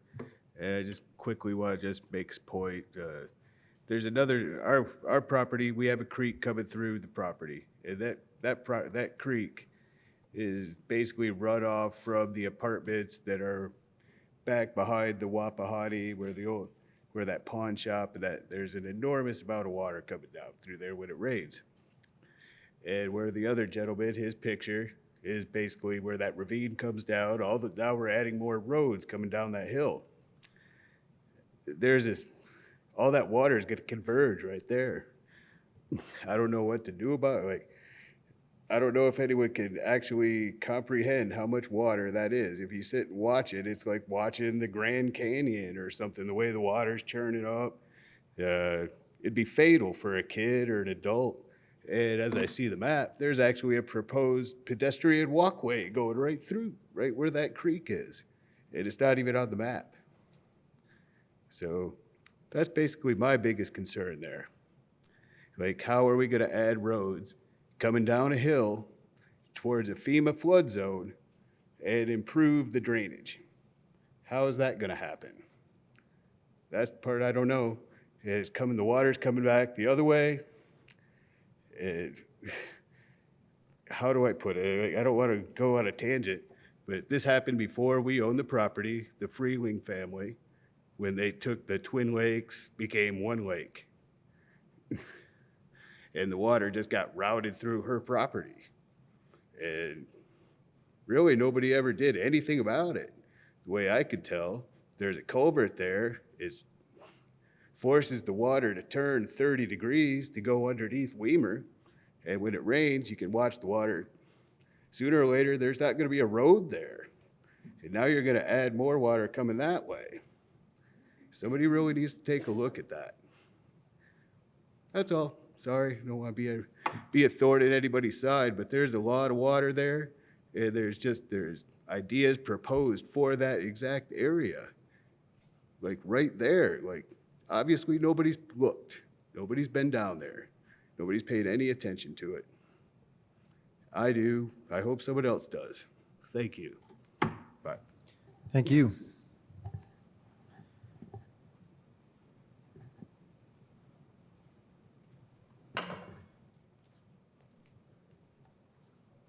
Hi, I'm Rachel Noble. I live on Weimer Road. And first I want to thank Angela and Travis for meeting with the neighborhood last week. That was very helpful. one of the things about this format is we, the public, ask questions, and it's the end of the meeting, and nobody ever actually answers the questions. And Travis was very honest and correct in saying his responsibility as far as what he does about the water on their property is what they're concerned about. And then it ends at that line that's the edge of their property. They will follow rules and laws and whatever they have to do. But my question to you, I guess, I'm going to stop asking them, if you approve this project, what are you going to do to help the people on Weimer Road when we have water coming at us from every direction? And what if it doesn't work? We did the Twin Lakes, and I'm one of the people who can attest to the city walked away from the problem they created. You approve this, they do what they're supposed to do. What if it doesn't work? Who's going to help us? And unfortunately, as we all know, Weimer is divided between city and county. The water problem is a city and a county, and the new development, and as Steve said, it's the apartments behind us. You know, there's a pipe in Kent Lawson's property that comes from the apartments that are there. And it goes into our creek before my house, and it floods Mark's house. But it's like the city did that and letting the water come to a creek in front of like 5 or 6 houses. Steve has done an incredible job since he bought his property. There used to, when I bought my property in '92, be a lake to my neighbors to the right, a lake in front of 3 houses. He has dug out and done such a good job getting the water flowing again on his property. And just since this all started, I'm thinking, hey, I haven't seen that lake. Every time it rained, there was a lake, and there's not a lake anymore because he's done such a good job. If this doesn't work, he's back to it's coming at his house, and we have a lake in front of all of our houses again. So I guess I'm asking you to answer to us. If you approve this, what is the city's responsibility to make sure that it works? And if it doesn't work, are you going to be there to help us figure out how to make it work? Thank you. Thank you. Is there any additional public comment? Jackie, are there any online commenters?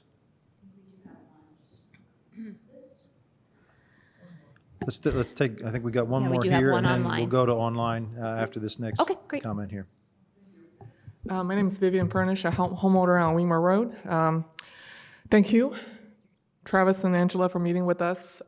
Wednesday, we had about an hour and 15 minutes. You answered a lot of questions, and I heard it really clear from you, as Rachel has said, that you will follow all local, state, city and state and federal regulations on stormwater prevention. Given that I've done some research on it, I understand that's the most you can do, which, you know, that I heard that loud and clear. But as Ted has pointed out in his letter, after Lake Weimer was taken down at the Wapahani Bike Park, flooding has worsened on that southern end of Weimer Road. So the city has had a track record of making things worse on Weimer Road. How do you assume that we will trust you all and everybody else here that this will not make matters worse? So that's just one comment. And also, in my previous letter, which Jackie has so kindly included again in this packet, that the state has not even realized Lake Weimer is not there. So somehow it's still listed as a water body. So I just don't know if there's a miscommunication somewhere, who's really responsible of making sure the removal of a dam, that dam is not making things worse and you're not adding, you know, more stormwater drainage. I mean, I like Travis's optimistic thinking that you will help reduce that problem, but time will tell because, you know, yes. So that's one. Another thing, Jackie, if you don't mind, can you go to page 55 of this meetings packet? A really good question you raised there. I didn't really think about that. You know, of course, not a professional here at all, but on that zoning requirements list where you have all the R, RH, RH2. So if you look across, so those first 5, R, RH1, RH2 mixed MN, MX, on the second to the last line, dwelling multifamily is allowed across all. So basically, as Jackie has pointed out, somebody could get a building permit to build a multifamily dwelling in all these zoning types. So there's a possibility that this 138 acres in the residential, in these 5 residential areas, you will have the same multifamily residential buildings, just like the Canterbury apartments, perhaps, or something even more dense. So if those possibilities are not removed, then that's, that might be possible in the future. So I agree with what Jackie has asked earlier, to make R less, to have fewer choices, or maybe RH1 to have fewer choices, so that you have more diverse housing options. Because if a multifamily dwelling works so well in terms of your return to your investment, then there's no incentive for somebody to not use that in the future. So that's just one question. And if that's the case, then you're really encouraging a large percentage of rentals, and that does not encourage home ownership, like Karen has pointed out. In our letter to the Plan Commission last month, on page 96 of this packet, again, is Browns Woods. And me, as a newer resident to Bloomington, we've only moved here 7 years ago. I had no idea that Browns Woods was such a controversy back 20 years ago. So thank you so much, Amy, for just bringing some reality and pointing us to what has happened there. People has toiled over that decision, I'm sure 20 years ago. And now all you see for Browns Woods is that Parks and Recs page in their plan, where this area is not suitable for development, this is so full of cars features, and this is not even suitable for like a rec facility. Twin Lakes is not going to make this into a trail. Instead, it's just left alone as a piece of woods, which I'm sure was a lot larger back then. So I really don't know what happened there. I don't know what conversations took place, but yeah, I think today and the next few months will be another opportunity for us to not have, possibly to avoid some mistakes we've made in the past, if there were any. So also just some questions. Travis and Angela answered a lot of our questions on Wednesday. The environmental study, as they stated, was submitted to the city already, and it's just not been made public. The environmental study, you said it was submitted 2 months ago. Is that right? Yeah. So it's 2 versions, has not been made public. I'm just asking, can that be made public to us?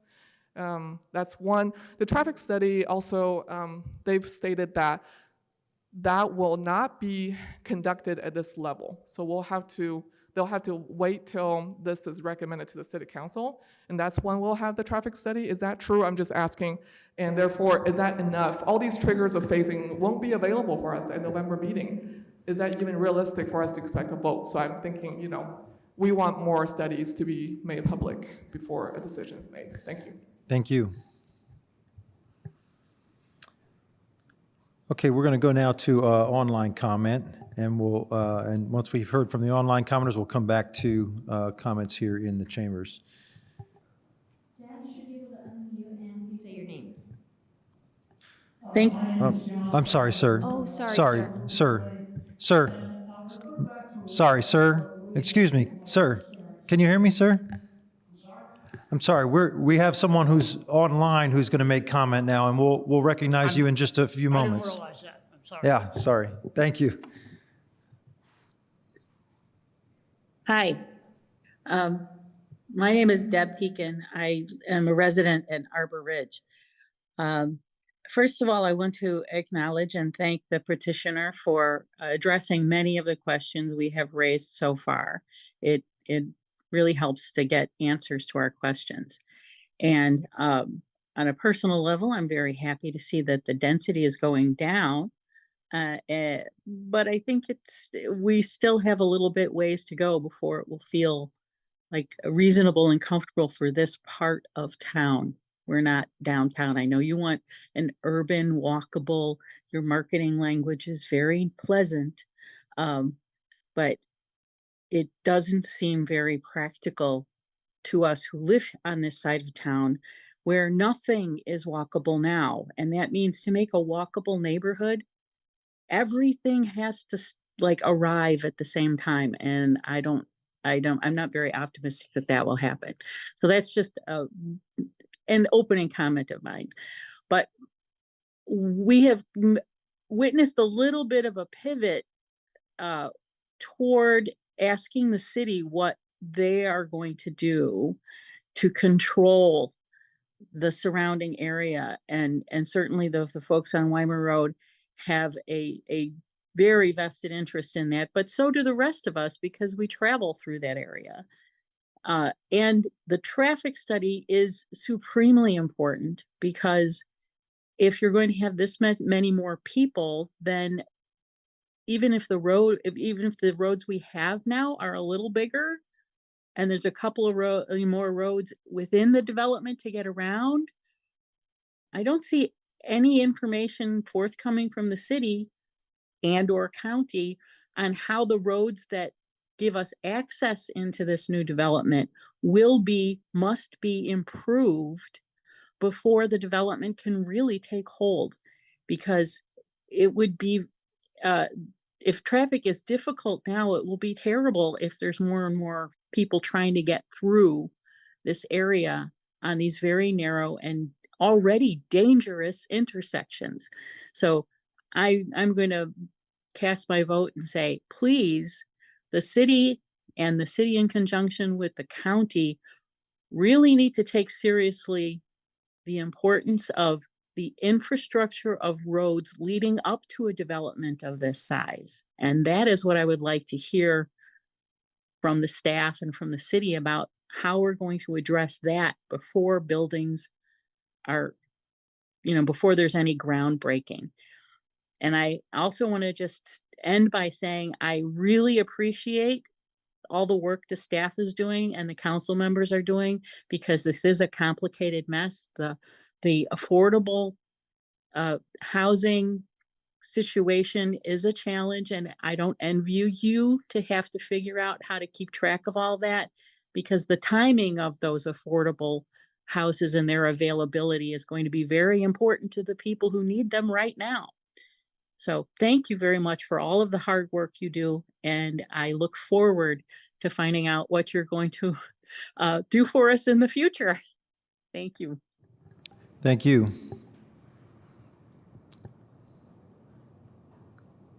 Do we have another online commenter, Jackie? We only have had one so far. If you'd like to make a comment in our online, please raise your virtual hand or send a message to Jacqueline Scanlon, the host. Great. Okay. Then we are back to the chamber. Sir, you may approach the podium and state your name and give your comment. Thank you, and my apologies for butting in a little earlier. I want to basically reinforce what Deb said. I'm pleased that the developer is listening somewhat. However, the density is still too great. I don't believe that when the city created the idea of the PUD development and its zoning a few years ago, that envisioned creating a city within a city. I believe what they were interested in creating was an environment of housing of different types that would create a neighborhood that would blend in with the rest of the neighborhood. 4,370 is a lot better than over 6,000, but the density is still too great.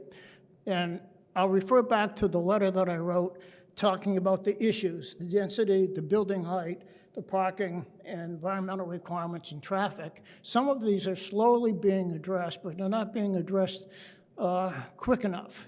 And that's the whole issue. How long is it going to take to get down to a point where it's realistic, where you can turn around and say, okay, we can live with this. We can live with maybe 3,000 houses. We can live with it if all the infrastructure around it, you're talking 2nd Street, the traffic that's going to come out from Adams onto that. You're talking Adams traffic that's going to go out onto West Tap Road. You're talking a whole area that is going to be affected. Lots of little neighborhoods. I've driven around the area, gone down a lot of little streets I never knew existed. And there's a lot of nice, inexpensive homes there that people have a lot of pride in. I'm not sure they realize that that's going to affect them because the traffic is going to be going by their streets too. So all in all, my simple request is that the developer look at it, the city look at it, and refine what they really want there. I do not believe that they wanted a city within a city. I believe they wanted a neighborhood to meet the needs of the average individual in the surrounding neighborhoods. Thank you. Thank you. Is there any additional public comment?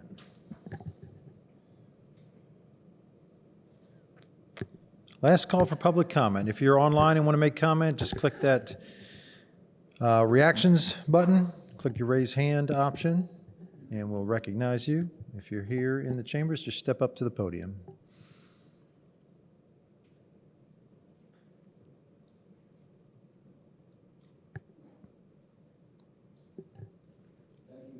Cross, 1604 Weimer Road. Just another person expressing my exact same sentiments. What Amy said, a lot of us feel that exact same way. Been here over 30 years now, self-employed in this town. It's a great town. I make a great living just being a handyman in this town. And I appreciate all the new business that does come in on a commercial and residential aspect. It's great for business. It is booming. And there are certain things that sometimes we say, just because you can build it there, should you build it there? Part of this just really feels wrong for how it's hitting Bloomington, having been here for quite a while. It doesn't feel like the right thing to do. Maybe some more tweaking needs to be done, some more input from the town itself, saying here's what our true needs are. But a city within a city, that just doesn't bode well for many of us. As Ted mentioned about the waterways, as you can see that in this town, it is amazing how this domino effect goes all the way down to Clear Creek Trail. People that are not even here, that are further downstream, are going to be impacted greatly. You got rid of the Twin Lake. We're down to one kind of smaller pond. The eutrophication in that pond is increasing dramatically. When the water does start to dry out, you can see flat land and no more pond to be able to retain that water that comes in.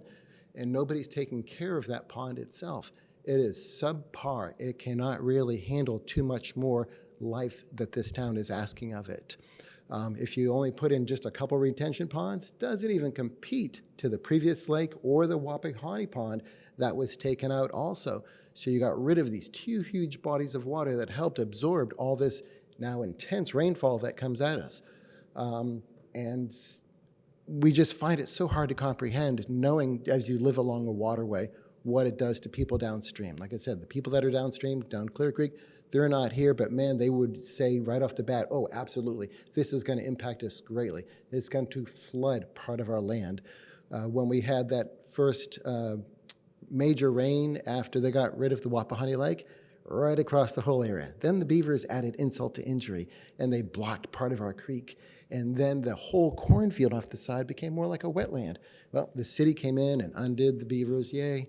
And then the water got to flow again. But it was comical on how much of a retaining pond was naturally occurring. So the water is saying to itself, guess what? I like to go somewhere naturally. And every time you do something, you kind of just move it down the stream, literally, and it just compounds the interest. So it's very disconcerting to hear that this much more water is going to be coming at us once again. The topography of the land doesn't really bode well as we look at how it's been utilized in the past. Yay, it's a cornfield. Be nice if it could stay a cornfield, understand progress. It just doesn't feel right on many levels, and I hope you can get that sensation that says, well, maybe this really isn't the best idea, and we can pare it down a little bit. Thank you for your time. Thank you. All right, any more public comment? Sure, step up to the podium, state your name. Hi, my name is Vicki Pollitt. I was here last meeting, and I have some of the same concerns as Amy. But right now, what I'm thinking when I'm sitting here listening to everyone talk, I feel like we're looking at time as though it doesn't change things. And we're looking at great changes. The city has a climate change study that I've been trying to get through. We're looking at this as though things aren't going to get worse in terms of the amount of water that we're going to see flowing through our city. That's just not the way it's going to be. And we're thinking that this could, everybody's worried about water rushing here and there. I don't blame them. It's not going to get better. And you can you can sit here and say that, you know, you're going to take every precaution to control the flow of water throughout the city, but it's not going to be the way it is now in not very much time. You can say that, you know, a few trees don't matter, but if you look at your own climate study, they do. And my fear is that after we make these kinds of decisions, we're going to be looking at our children and our grandchildren choking on their own respiration. So I hope you'll think about that, and I hope you can live with the decision that you make at the end of the day. I don't envy you. I don't envy you being in your position. But I just think this is all a big mistake. And I think we need to think about doing something else with that land that was given to us all. I mean, ownership is one thing, but it's just not okay for one group of people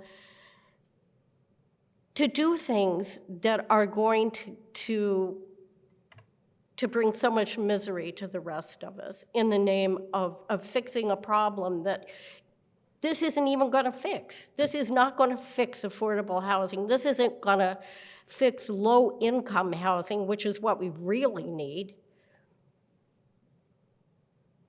I'm really sad to see the way things are going, and I feel like pretty soon there's not going to be one green space left. Not one green space left. I've probably been on this earth longer than any of you. And I had hoped for better for my grandchildren. Thank you. Any additional public comment? We do have someone, an additional comment on Zoom. All right. Susan, you should be able to unmute, and please state your name.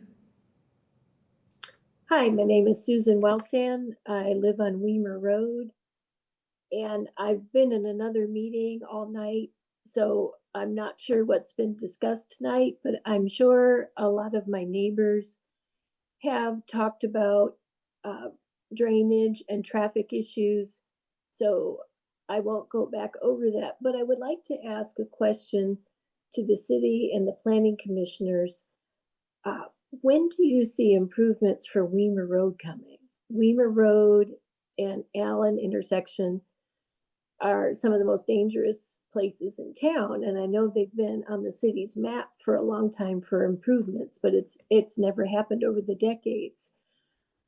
To build something of this magnitude and this density on this road, you really need to improve the infrastructure first. So I would like the Planning Commission to ask the city, to ask the Transportation Department, when do you see those improvements coming for Weimer Road?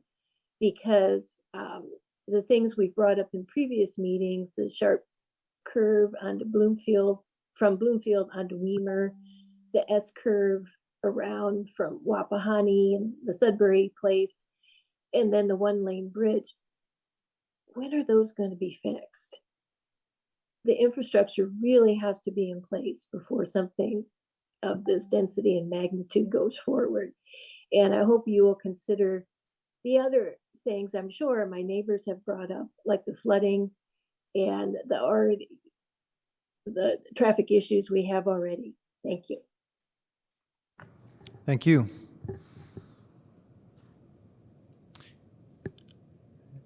Any more online commenters? I don't see any other hands. All right. Any messages? Any more in the chambers here? Okay, that concludes our public comment. We're now back to the commission for any final comments or a motion. Go ahead, Commissioner Enright Randolph. Yeah, I have a comment. I'll just speak quickly about the critical drainage area, which we're actually trying to now refer to just as a critical watershed. The West Fork Clear Creek / Clear Creek watershed or critical drainage area that we refer to it in Monroe County. We actually have more strenuous stormwater water release rates because we have identified this as a very important area to, try to mitigate any type of adverse impacts. And there has been occasional flash flooding down south in the Clear Creek area. So I do understand their concerns, and I did want to bring that up. And that could be something the city could entertain, is having more of a strenuous release rate. I think we at the county, in working with the Drainage Board and the Stormwater program, have addressed these concerns by doing things of that nature. Not going to say it's a fix-all, but it's a way to maybe look at that. It's also adjacent to Seeking Creek watershed or drainage area. So.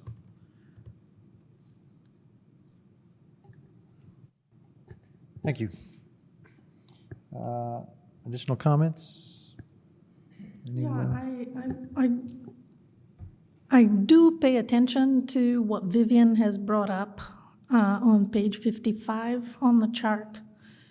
That if every zoning has dwelling multifamily allowed, it's permitted, it's highly likely that that's what will happen in those zones, in every zoning. So that's something that I think we should look at. The R zoning, I mean, if that is excluded from our zoning, it could, give a little relief in that sense. I think that's something that you should look at as a developer. Otherwise, because you have good intentions, but this is a multi-year project. You might not be the person that's going to be there 10 years from now or 15 years from now. I think we need to think ahead. We need to think, what can prevent things from changing the vision you have now that might change into something completely different. So just a caution there. Thank you. Commissioner Cochran. Can I ask a question of the developer? Okay. So to the developer, we've heard a lot about the neighbors' thoughts on Weimer Road. But yet you guys are a property owner on Weimer Road, and your soon-to-be residents will have access to Weimer Road. So, what are your thoughts on how Weimer Road affects your development, and what are your thoughts on any solutions? So when you have an infill development like this one, you're forced to acknowledge lots of mistakes and lots of things that haven't been done, lots of things that could be done over a long period of time. Whether we're developing a lot in the center of Bloomington, we say, well, why wasn't there a wider street? Why was there not a wider sidewalk? Why was there not on-street parking there? Well, it's not wide enough. It wasn't there. We've always wanted it. It's in our plan, but we don't have the money to pay for it. So when we look at this, we have those same kind of things. We have Weimer Road, partially in the county, partially in the city. There's plans that an acknowledgement that it needs to take place. There's PUDs that have triggers that say certain things will take place. Yet here we are today, and it hasn't happened, right? If there was a magic wand to wave, I'm sure that everybody up there and everybody in the departments and us would wave it and take care of it. That can't happen. So we're continually faced with those kind of things. What would we like to see? We would like to see improvements at both ends of Weimer Road, a bigger bridge, and a new road there. But that's not in the cards to say that this one development can handle all of that. We believe that the increasing connection of Adams will help eliminate a lot of traffic that's currently on Weimer, as well as most of this development will use that roundabout or that stoplight to the north to access out of this property. Is that going to solve the Weimer Road problem? Probably not. So I think what we see it as, it is the built environment that we're part of. We believe that this is the appropriate place for this type of development. Will it increase traffic on Weimer Road? Initially, probably not with the development of Sudbury and Adams, and I'm assuming that a lot of people that currently use Weimer will probably use those other connections to avoid the stop signs and backup. But over time, Weimer Road needs to be improved. And I don't think that that is something that is the burden of only this development, but it's a long-term plan. Same with other infrastructures, be it that stormwater, storm sewer, water, schools. Those are community problems, community issues that we addressed holistically, not on an individual basis. And I think that when you look at this development and you look at the infrastructure that is part of within this and then the benefits that come from that overall, that's why this is a PUD. That's why we're going through this process. That's why this is not a subdivision that goes to Plat Committee, but a 6-month process that comes through Plan Commission and City Council to get us there. I don't have all the answers today, but I think that's the way I would address Weimer Road. We've heard some new questions today. I don't have the fire answers to get back to you on those, but we will get back to you on some of those new things that we've addressed, that we've heard tonight as questions as well. Go ahead. This is for staff. So when the utility study, it's been done, is that right? The drainage, yeah. So we'd expect, of course, to hear about that at the next meeting. Yeah. And is any of that made public before? We've had some comments about when can we see that study. Is any of that made public before that meeting, or? Mr. Rooker might have to answer that question. Certainly the study is public if somebody wants access to it. I don't know if you're referring to whether that's get a hold of it or whether that's actually published in the packet in its final form. The packet's in there, as you know, when the packet goes out, of course. Yeah. No, it was more if people could see it in the public to like go through it, I think. I'm just curious more than anything. So it sounds like it will be in the packet. And if somebody actually wanted to come get it and see it, there are avenues and channels to do that. There are the overwhelming number of records in the city's possession are accessible by the Right, public. right. I can't think of any reason off the top of my Right. head, having thought about this for just a brief moment, why this one wouldn't be accessible to any member of the public who wanted to see it. Right, and the same with the traffic study too then. And then maybe this is unusual, I don't know. I don't know a lot about drainage, but it continues to sound like a pretty complicated problem here. And I understand from the petitioner that all efforts will be made to comply with state and local laws around that. However, when you do interpret that utility study and bring that information to us, is it enough that we hear it from you? Or like, could we entertain that maybe the person who did the study could come speak on behalf next to city staff? Or is Sure, that? that's a great question. So the study was done by a third party through an agreement or, through a contract with CBU, but I don't know why we couldn't ask the professional at CBU who's doing that actual analysis or tendered that study to be here, so we can do that. So I don't know if that's anything else that at the pleasure of the commission, but it might be interesting to have someone from utilities actually present a high-level overview of it. I was going to suggest the same thing, but Can I recognize add to that? the Can I add to petitioner that a to answer the question. So the study was completed late last week. Staff and us both got the study late last week. We did have the opportunity to meet with CBU, and we've had continuing conversations like at 5 o'clock today regarding that study, both our utilities engineers as well as CBU's engineers as well. So I would anticipate that, yes, CBU would be happy to speak to it, as well as there'll continue to be a dialogue. So I would envision at the next meeting, given the conversation about both stormwater utility as well as sewer utility capacity, that our engineers will be here to answer some questions and present you with. It's one thing for me to stand up and say we can do this many sewer hook-ons, but to help add to that from a technical basis. I understand the report on a high level. I don't understand it in the details, and I think they could help add to that, both our engineer as well as CBU's engineer. Yeah, okay, thank you. And I actually do have something for the petitioner. I do agree with Commissioner Burrell that, and I understand it's a PUD, there's public good, and there's a lot of things wrapped up into this that maybe aren't what we typically see, but not, we don't typically see the multifamily dwelling listed as permitted under everything. So I would agree that that's just going to be that's going to be tough because it does speak, it sort of pulls out the underpinnings of a sort of traditional R residential district. And when we look at R UDO, you only get to permitted with RM, which I can't remember what RM stands for, but R1 through R3, it's not even available. And duplexes are conditional, but the rest of it is not.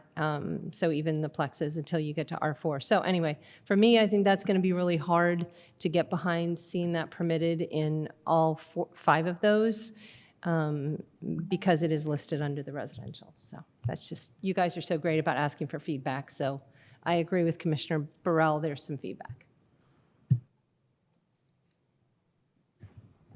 Commissioner Kinsey. Yeah, I have one more to add to this list of expert opinions and views, and I think the traffic study for Weimer is the other one to bring in. I think that if we have a good traffic study, I think it's incumbent on us to make sure we understand what the actions are for that concern. So just one more request.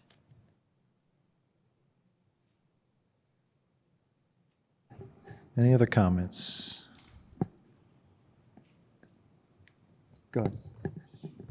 Real simple one, because I heard some comments today from the public, and I think this would be good to go over just one more time.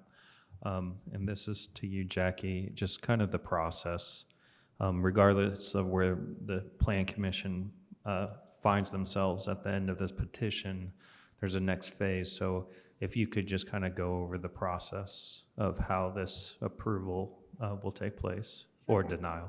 Sure. So at the end of the Plan Commission process, the Plan Commission will make a recommendation to council because this is a request to rezone to plan unit development, which ultimately is the council's decision.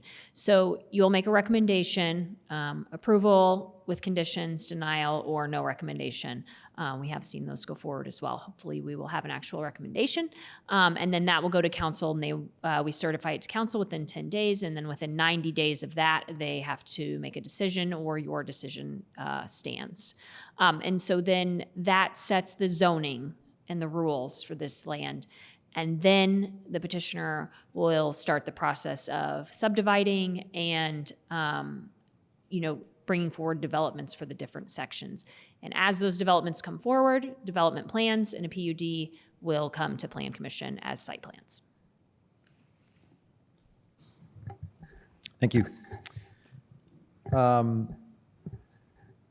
got a few comments. Unfortunately, I think that the staff recommendation is that they'd like to see us continue this to the next meeting, which I unfortunately won't be able to attend. I think we were requesting that you continue it to November. To which November. is 2 meetings out. I'm yeah. sorry. Okay. Well, hopefully I'll be back by November. But a couple of things I want to recommend for the next meeting, regardless. Just first of all, I think 20 to 30% ownable seems like a pretty low threshold. Maybe that seems lower than it is just because the density of the multifamily is so much greater than the ownable units. So I'd really like to see maybe a different look at that. What percentage of the footprint do you expect is going to be ownable by the occupant versus what percentage of the footprint you expect to be purely rental units? I'd really like to see the petitioner also just really geek out on the water at the next meeting. I mean, I know that there's probably a lot of details that your engineers look at and say, this is too technical for a public meeting. I would just say, just really err on the side of just give us everything you got, right? I mean, how will it be collected? How will it be diverted, retained? Where's it going to go? give us, I don't know, millions of gallons per minute, whatever you got. Like there's clearly a hunger in the public to really understand exactly what's going to be happening with water. And on the staff side, if we can get somebody from utilities to talk about that as well, and then to talk about from a legal perspective, what are the recorded commitments in terms of water retention, and what happens if those commitments aren't met, right? What's the enforcement look like? And then also, if we could have some additional explanation of what is the long-range transportation plan say about Weimer Road? What can be expected there, even if we don't have specific timetables? What is the vision for that the city administration has for that? And then the traffic and environmental studies. I know that they're accessible, but that really just means somebody has to request to see them. If we could just put them in the packet next time, so that they're online for everyone to see. Yeah, that was just an error on our part. Yeah. I think it's totally fine that multifamily is permitted across all the neighborhoods, right? We want to see mixed use everywhere, but obviously there needs to be limits on that. So I think what we should see is at least a skeleton of a rubric that sort of includes the limits on that housing type mix and on affordability, right? And it should just be by phase. Obviously, phase one, the first building that gets built is going to throw everything out of whack. It's going to be skewed to whatever that is. But if we just say for each phase, no building permit will be issued for a project that would cause the total percentage of affordable to drop below X, or the total percentage of particular housing type to go above Y. And the range can be wide in phase one, but as you get to the future phases, that range needs to get narrower, to what we expect the ultimate goal to be. I don't expect we're going to have final numbers on that, but if we could at least, start to see that take shape, just kind of see what we expect that commitment to look like in terms of putting it on paper. I think that's all I'm really hoping to see. I think this has been some great discussion, and I really appreciate the way the petitioner and the public have engaged on this. It looks like there's a real honest conversation going on, so that's encouraging. Appreciate it. Any other comments or a motion? Oh, go ahead. I just have two comments back to the affordable housing. It made me think, Brad, when you were talking about Commissioner Whistler, that I think the density does occur in all the neighborhoods, but it's the zoning districts. So the R district, I think, should be protected from. But within the first neighborhood, I forget what it's called, there is density there. So I guess I wanted to clarify what I was talking about, which was that R district, which is all over the place. That I think the R district should not have that multifamily, that those blue areas really are protected within each neighborhood. Anyway, and the second thing is, I think it would be interesting to hear from the city what the goals and values are around affordable housing and how it's built out here and what you would like. And clearly you'd like the whole thing to be affordable or workforce, which it will not happen. And in many ways, well, anyway, it's not going to happen. But what would you make a statement that seems like actually workable, knowing that a developer is going to walk away from something that is, well, not all developers, but it would be tough if it was just all affordable. So I think we talked about, it needs to be built first. Maybe it's a certain percentage. Like, what would work for the city? I think if you can put some bullet points to that, it might help advance this whole conversation around affordable, and the developer could kind of think about if that would work for them, because I'm not, in my mind, I think about what the value is, but I'm not really sure what the value is in terms of the order of things and how much and where, and like, is it valuable that it's spread out everywhere? Is it valuable that it's built first? And just what are all the different ways to think about it? I'm sure there's quite a few more. So I think that might be an interesting point of view to hear from what the city would like around that. So that was it. And I'm happy to make a motion if people are. Is there any additional comment before Commissioner St. John makes a motion? All right. Comment. I'm sorry it took me a little while to get to it. I guess this isn't really asking for a question, but how are we looking at performance bonds and things? If we're looking at a project that's talking about 8 years to develop, we even see numbers that now say 15 years.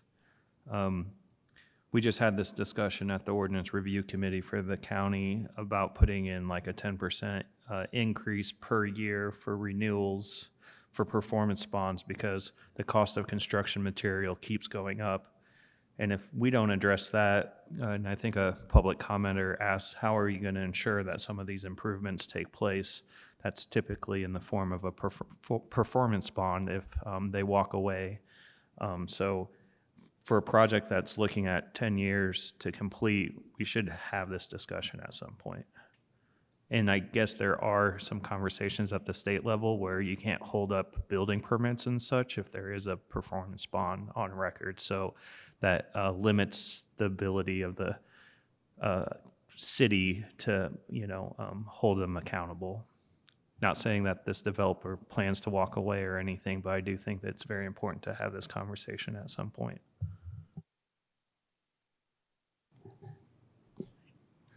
Commissioner Kinsey.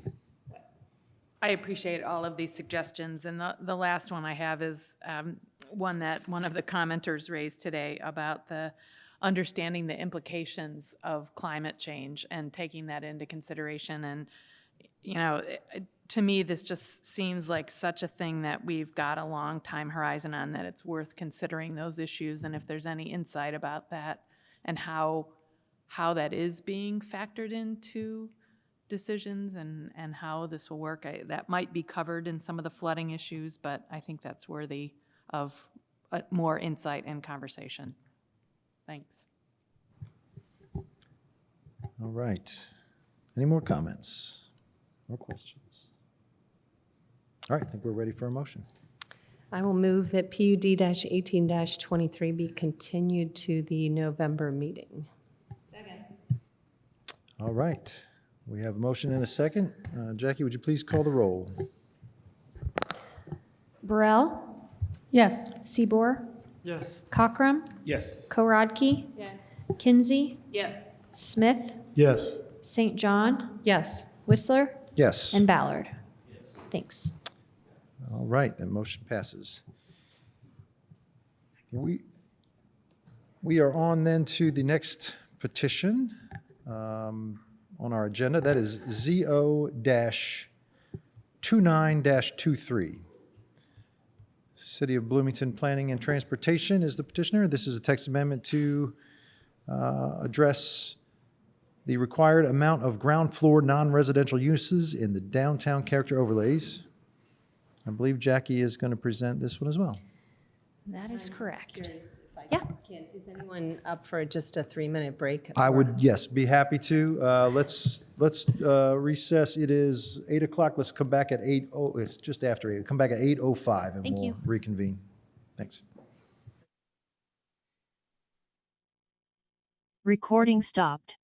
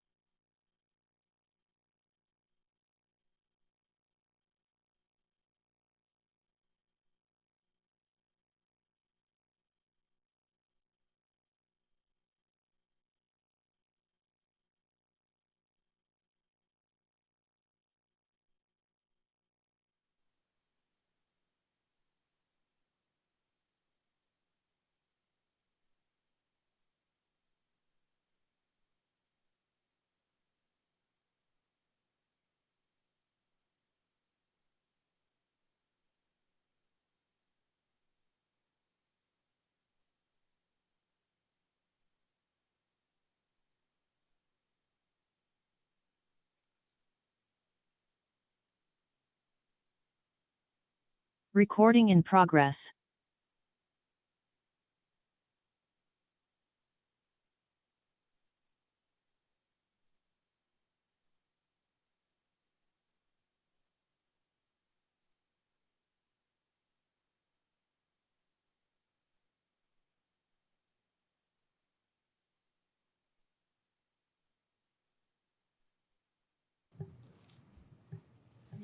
Ten, 9, 8, 7, 6, 3, 2, 1. All right, Jackie, take it away.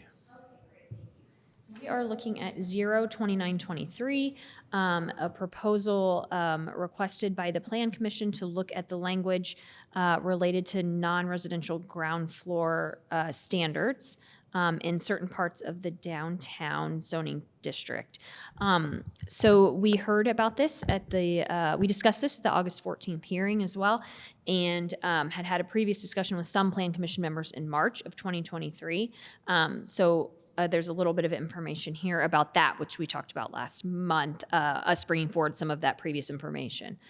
So staff of the department did a walking survey of the blocks that appear on figure 48. So here is, as a reminder, what figure 48 is. These are the areas these are the specific blocks that are affected by this rule, which currently is that 50% of the total ground floor area of buildings located along these street frontages shall be occupied by non-residential primary uses, and that enclosed parking garages shall not count toward the required non-residential use. That's the standard that currently appears in code. And at the time in spring, we were discussing potentially looking at that requirement. After we had discussed it briefly, I think in the UDO update is when it came up. So again, staff did a walking survey of those blocks and identified 278 non-residential spaces, and that 16 were vacant. So at that time in spring, some were under construction, 16 were completely vacant, which is a less than 6% vacancy rate for those areas. So it did include spaces that could be used as commercial, which I think is part of the concern about this requirement, is that do we have too much commercial space in the city, dedicated to commercial in the city with our regulations. But in this case of the 16, that also included, for example, the fire station, which is not currently occupied, or the election center, which is only occupied during certain parts of the year. And then we also were able to, because we have a number of real estate experts in the group, we're able to identify some of the locations and that people were familiar with. Oh, hold on, that's the wrong thing, sorry. That people were already familiar with and that were vacant for other reasons. So just a second, and I'll show you the results of that. So again, not, a super, I would say, scientific survey, but definitely an observational survey done by staff. So again, here is figure 48. We walked every single one of these blocks, and then we found the areas with the red dots had buildings with vacant spaces in them. The reason that the blue is highlighted in the center is that one thing that we talked about in March that we need to consider is that even if you change this regulation in the Courthouse Square overlay of the downtown zoning district, no ground floor dwelling units are allowed. So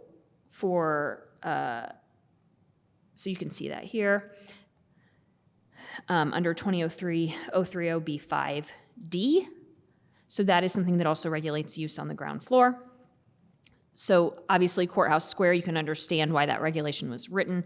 The majority of the lease spaces or buildings in the Courthouse Square are on the Courthouse Square.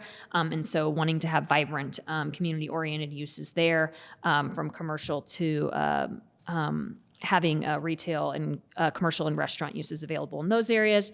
But it's a large chunk of figure 48. So even if we change the regulation in those areas, ground floor dwelling units would not be allowed. So then what is going there that isn't non-residential? and is not a parking garage. So again, when looking at these empty spaces, they obviously change over time. We can identify here at the northwest corner of 7th and Morton, there's now a commercial space leased there. We have a building permit currently for the southwest corner of 7th and Morton. We've seen some uses along the courthouse square buildings even change over or vacant for a short amount of time and then refilling, and some of these are still open. So that is the data that we looked at in spring. So we wanted to make sure to talk about that in a little bit more detail. Another question that came up last month was why to link the proposal for the allowance of reduced non-residential to the use of incentives. So just highlighting here in writing what we talked about last month. On one hand, it could increase the value of the incentives to a developer while increasing the positive outcomes of development to the community if those incentives are used. While on the other hand, it kind of acknowledges the number of projects in these areas already use incentives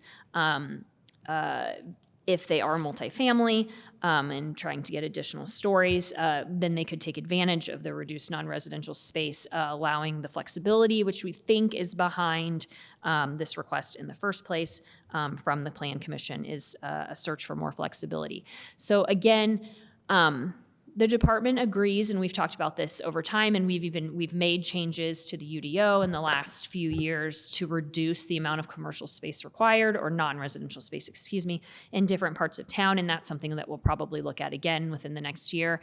But this area highlighted by figure 48 is, we think, kind of the core of the pedestrian-oriented commercial that we have here in town. And, if we're trying to encourage people to use the downtown more regularly or for more purposes, we don't necessarily think that allowing more residential uses on the ground floor is meeting that purpose.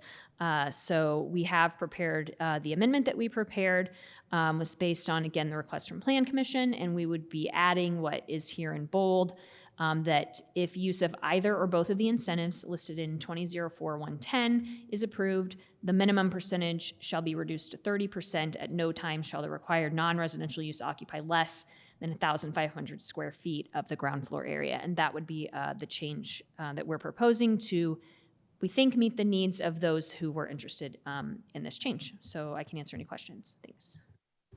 Thank you. Are there questions from commissioners? Go ahead, Commissioner Enran Randolph. So from kind of your comment,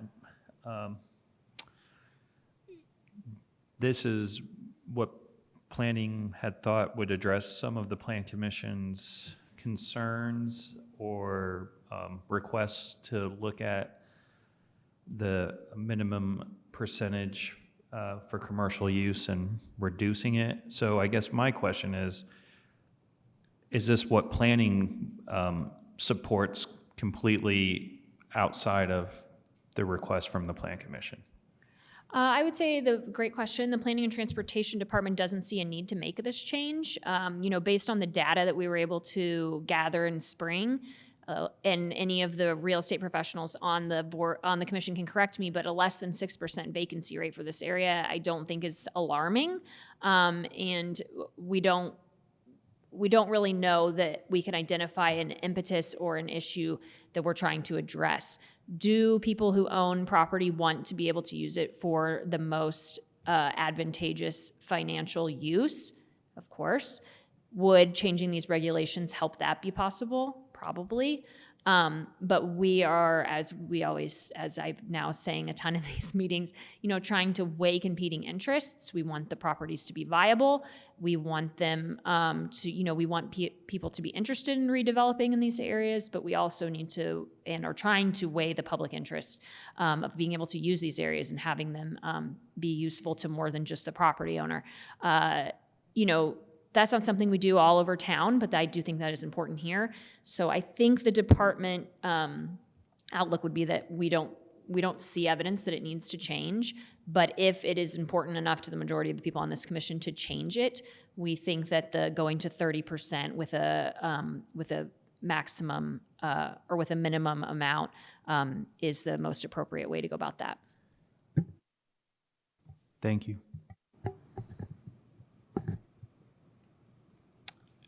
Any other questions? Commissioner Cochran. Research of the 30%, did we look at just a scenario of like, again, what is the potential maximum that could be on a future development? I guess my thought is, if that's looking at a site, I mean, could it be 8,000 square feet? Could it be 5? I guess that's a number that would concern me. Well, so we tried to look at properties that, for example, some along Kirkwood that could be redeveloped and what size those properties are and whether or not 30% would give, I'm not sure if I'm answering your question, so let me know, would give a viable amount of square footage for a use. And that's part of the reason why we put in the 1,500 minimum, so that if for some reason you were redeveloping a parcel that was quite small and you did the incentives and then you were hoping to go to, a number that from what we've seen in other developments, no one is developing commercial spaces that small, that you wouldn't be able to go that low. That's why we put the kind of floor of 1,500 in to make the smaller lots still viable. We don't have a lot of lots in this area that are so big that 30% seems undoable, I would say. So the 1,500, I think, is a good number for a floor. But I guess my thought is a maximum. Is there, because that would concern me of putting, just personal experience. I just leased out 5,000 square feet, and in order to get it leased, we had to go about half of what I feel the market value is in order to fill that building, which made it a challenge. And obviously, the investor or the owner of the building was not thrilled with where the market was today. Now, we can't control the market, but I guess that's my concern is if the size, and again, I haven't ran the math and just looked at those properties, but is there a scenario where there could be a maximum amount, or not a maximum, but an acceptable maximum amount? Or is the concern that some of the properties are so big that 30% would be too big? Yes. And again, Sure. thinking of a redevelopment, or I guess that would be my concern. I think, I don't think that we have found that in what we saw, that it is possible. Are there one or two parcels here that could possibly be redeveloped? Like, for example, if we go to redevelop there have been discussions about redeveloping the city parking lot at 6th and Lincoln. Is that too much? It'll depend on the owner and, what they're wanting to do, what quote unquote too much is, I think. But for the most of the parcels in this area, again, we haven't found yet that the 50% is unreasonable, so I don't think we would say that there are parcels in here that the 30% is unreasonable. And this, again, is something that we have had variance requests for. So, for example, if you could make the argument that your lot is an outlier and is, because of the characteristics of your parcel being 8 times the size of that of all of your neighbors, so now 30% to you is burdensome, that's something you could make the argument to the Board of Zoning Appeals about. Yeah. And the lot that you mentioned is a perfect example. I mean, that feels like that could be a pretty big space to fill in the downtown. Yeah, I think, yes. I mean, I think it depends on who's developing it and what their goals are, for that. Because, let's see. Now, they could control the size of the suites or the units, which I think that would help the. Because even that parcel, which is a quarter of a city block, it's about 17,000 square feet. So 30% of that's only 5,000 square feet. And, when we spoke with you about some other lots where we were having questions from property owners, you said, it might take me 8 months, but I'm going to find somebody to go in there. I mean, people want to go here, and so, I think we think it's feasible, but it's maybe not flying off the shelf. Mm-hmm. And I get the location. I mean, along Kirkwood, obviously, is a lot more desirable, probably the most desirable in the downtown. So, okay. Thank you. Any other questions? I do have a question. Go ahead. I just want to make sure I understand. So those two new buildings that went up, I think it's Third and Grant, one on each side of Grant. And I believe it was reported that a Cold Stone Creamery or coffee shop, a couple things are going in there. So if this was adopted, those spaces, I don't know how big they are, but potentially spaces like that where developers are putting in fairly large, that we saw here, fairly large multifamily residential buildings were required to put something on the ground floor that was commercial in nature, in this case to restaurants.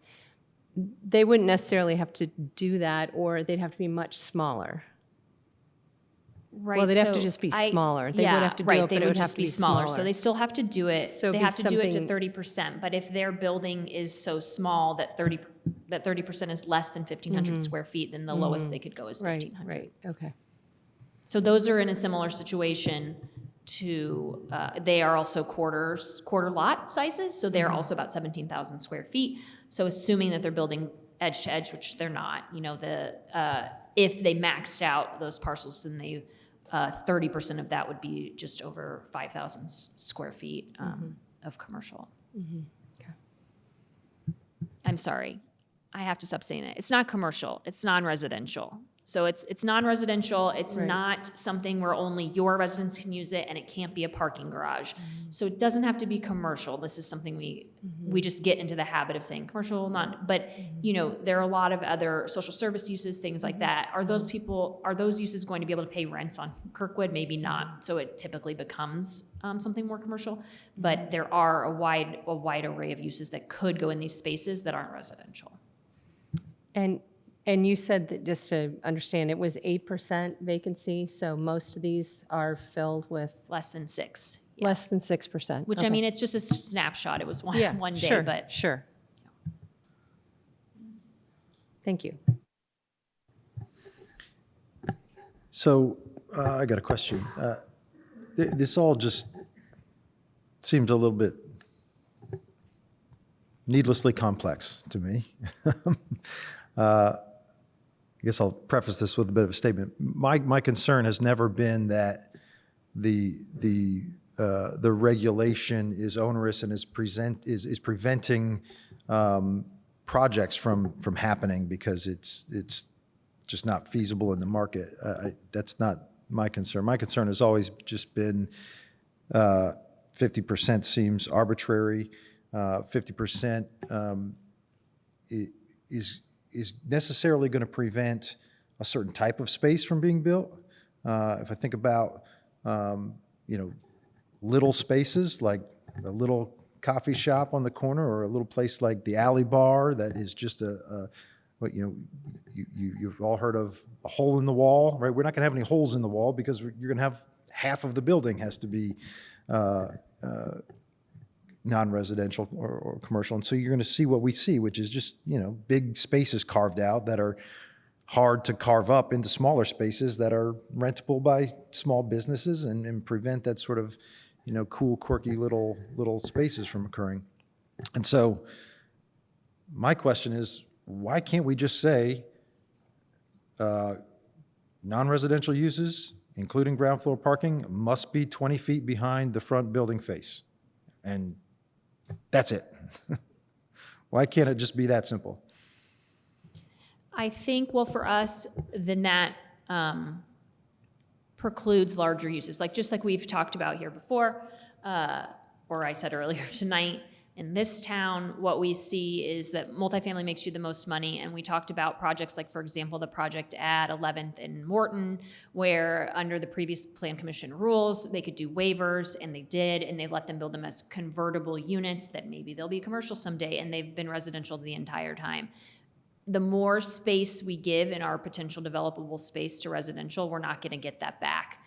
So if you're in your building 20 feet back is 1,000 square feet or whatever, that's never gonna, if all of the development is to that regulation, there's never gonna be room for a restaurant or something bigger because they need more space. So on the lots that are bigger, maybe those lots should be available for uses that need more space. I mean, like the Alley Bar is a fun example because they're their own tiny lot. If people built smaller buildings, we would get a lot more smaller spaces, but they don't want to. They want to max out and make everything as big as they possibly can.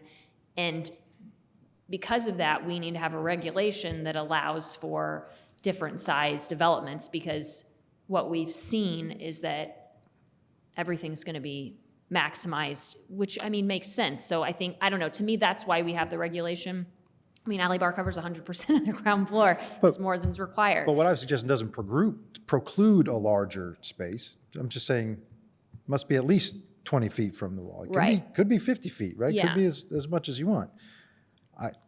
So I'll just say, and then you can say whatever you like, but this is the same conversation as the multifamily and all of the R districts in the PUD. Here, it seems like if we don't cap things, if we aren't going to get a bunch of different kinds of development. We aren't going to get, a developer is unlikely to say, oh, I'm going to go ahead and just make some more of this space non-residential in case I can fill it with a restaurant later. They're just going to fill it with parking or, a workout room we can't see, or, they're going to use it in whatever way is cheapest and fastest for them to get a return on it, which is fine. And so we feel like the regulation, I think the regulation is intended to kind of hold space for some things that maybe aren't going to be most desirable to the developer, but could be useful for the community. I mean, I understand what you're saying, but I do think that's why it's not, I think that's the more philosophical reason why it's not so simple. And then we've also talked about in the past, especially with the older buildings where this area is, you get those a little bit more complicated designs where the stairwell to the upstairs is there, and then that's in the way also, or for different reasons, it's hard to just delineate that 20-foot line because of the current designs of the buildings. But I think it's the more philosophical reason as well. Thanks. May I ask a question? Yes. Go ahead, Commissioner Brewer. So the way I read it here is you have the developer will have to do some incentives that will be approved in order for them to get the 30%. And you put listed on 20.04.110. What are those incentives off the top of your head? Great. So those are the affordable housing and sustainability incentives that we see developers using in order to add floors. There are other options, you can have reduced setbacks and things, but we don't see much of that. To have larger floor plates or more floors on their buildings. And so this is basically saying, hey, if you're already going that route, this is just like another bonus that you're getting, that if you want to do less commercial, you can. Less non-residential. Yeah, I understand. So if the developer decides not to do any of the incentives, they default to 50%. Correct. And that's what I'm trying to understand.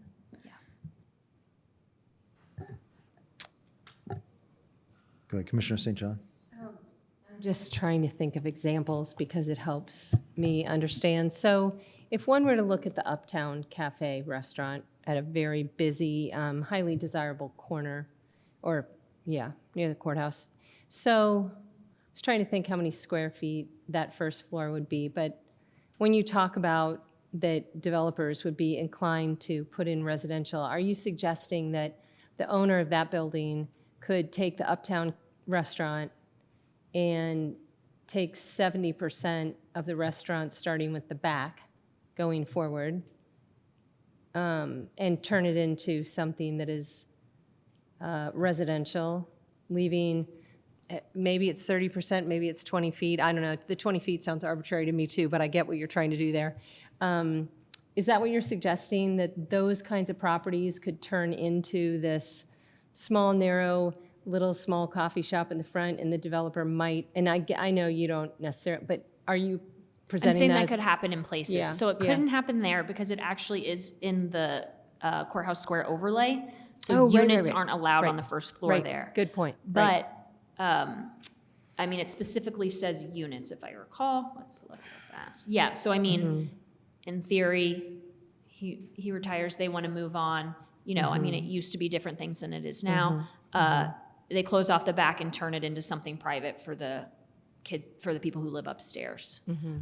That could, yes, that would be something. So in other locations, especially those outside of the courthouse square, I think it would be easier. And the idea would be that, yes, whatever commercial they have there, potentially they could just make it smaller and then turn the back into some sort of private use, which maybe that's fine. I mean, that's what, so like we've talked about last, you know, Commissioner Cockrum had a lot of great questions last month, and it was kind of like, that is the point of you all, of this commission, to weigh what are we trying to get out of this area.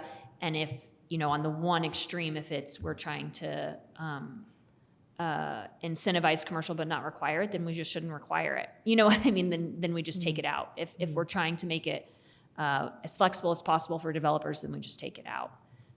But if we're trying to ensure on the chance that there are developers who will just make the entire thing private, if we're trying to ensure some public space, then we do something like this, or like Mr. Whistler said, you know, some sort of guarantee that a portion of the front is still available for public use, even if it's, you know, commercial. Okay. Thank you. Commissioner Cockrum. I would support what Commissioner Whistler was talking about, because it feels like it would be satisfying the need to have walkable space and retail space on the main level. And then possibly we could offer incentives to a developer if they want to, you know, add, you know, commercial square feet. It could be, so if they say, hey, we'll come in and we'll put 5,000 square feet, it could be possible they could get incentives by encouraging them to do that if we had a use, say in the downtown, that we wanted to attract. If we wanted a grocery store to go downtown and they need 5,000 square feet, we might be able to incentivize the developer to want to attract them, and then they could benefit from offering and taking the risk of adding more square footage in the downtown. But to support Commissioner Whistler, I think by just having a, say, 20 feet or whatever that number might be, it would still give us, you know, retail on the main level. The one question I do have is on that courthouse overlay. So on the courthouse overlay, the entire first floor has to be non-residential. It can't be units. Cannot be units. So residential supportive things like the office or the workout room or something, those can be on the ground floor, they can't be in the front. So non-residential uses, the percentage that's required to be non-residential also includes like residential supportive. I mean, if you have a gym in the front that's open to the public, that's fine. If it's only open to your users, then that's defeating the purpose of having it be non-residential, so that does not count toward. Okay. Any other questions? Commissioner Enright Randolph. Not exactly sure when this ordinance came in place, but there's two developments that jump out when we start talking about this that don't really, I think, provide that public commercial space that we're discussing. And I was wondering if you would want to speak on those. I think it's the Kirkwood Manor and then the one right there off of Kirkwood and, what is that, Morton, the condominiums. Those are two sizable developments, and we don't have that type of use on the ground floor. So it was referred to that there are variance processes to achieve this, and I think that to bring this more into perspective, we could speak about those two developments real quickly. Okay, so Kirkwood Manor, so it's hard because they were approved under an old code, so they have waivers available and approved at different times, you know, with different people on the bodies, and also a different, I don't know, kind of style of what was being developed downtown, slightly different priorities of getting new things. I think, so you're talking about the one, I'm sorry, over near Wonder Lab. The Kirkwood, I think, is that. Hold on. Yes, that's the Kirkwood, and then the one kind of catty corner right there on Kirkwood and Morton, next to the B line. Is that Madison right there? Yes. Okay, so it's, Now Brad's office is in there. okay. Because in the March meeting, I said there was no non-residential there, and he said, that's where my office is. and I don't know what the percentage is in that building, but I do think the Kirkwood's a good example where it's just private as well. Yes, Kirkwood is at Madison and Kirkwood. Yeah, and then now the name is escaping me because, thank you, the Foundry was built along the Beeline and does have some non-residential in it as well. And I guess the reason I ask is because I walk by them all the time and I don't really see those spaces. Like, are they meeting the minimum, or did they go through a type of a variance to reduce that? It's a great question. I'm not sure the answer. So again, because it was approved under the old code, the Plan Commission could have given waivers to those percentages as opposed to getting variances. Similarly, you see that with the Monroe County parking garage across the street here, approved under the waiver system that, again, we don't do anymore. So doesn't have any, this is the compromise, is the windows that, see into the wall that's a stairwell with the back, and sometimes they change the art on there, and otherwise it's just a garage. I do think, as we discussed last week, I mean, you can see other locations where it seems like there isn't a lot of good interaction on the ground floor, and especially in this part of downtown, the code is trying to encourage that. And I'll point out that, we used to require more non-residential citywide, and then when we did the update in 2019, 2020, we changed that and really tightened it to this area, and that's where this drawing came in. And we said, as the community said, in this area, we do want to make sure that we're offering opportunity for non-residential on the first floor. In the entirety of the MD, you can't do units within the first 20 feet. That's through all of the overlays in the downtown, and really kind of focused on trying to make this area viable, and acknowledged at that time, and I think we probably have more to do, that commercial across town, that there is probably too much. We hear that quite a bit, and that some of that will need to be converted over time, and that as new buildings are built on the periphery or not right in the heart of downtown, that those don't have to have as much commercial as we used to require.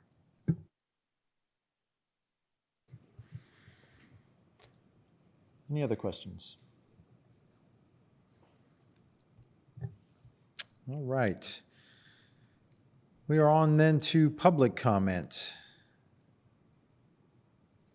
on ZO-29-23. If you're here in the chambers and you'd like to make comment, just step up to the podium. If you're joining us online and you'd like to make comment, just click the reactions button at the bottom of your screen and click the raise hand option, and we will recognize you to speak.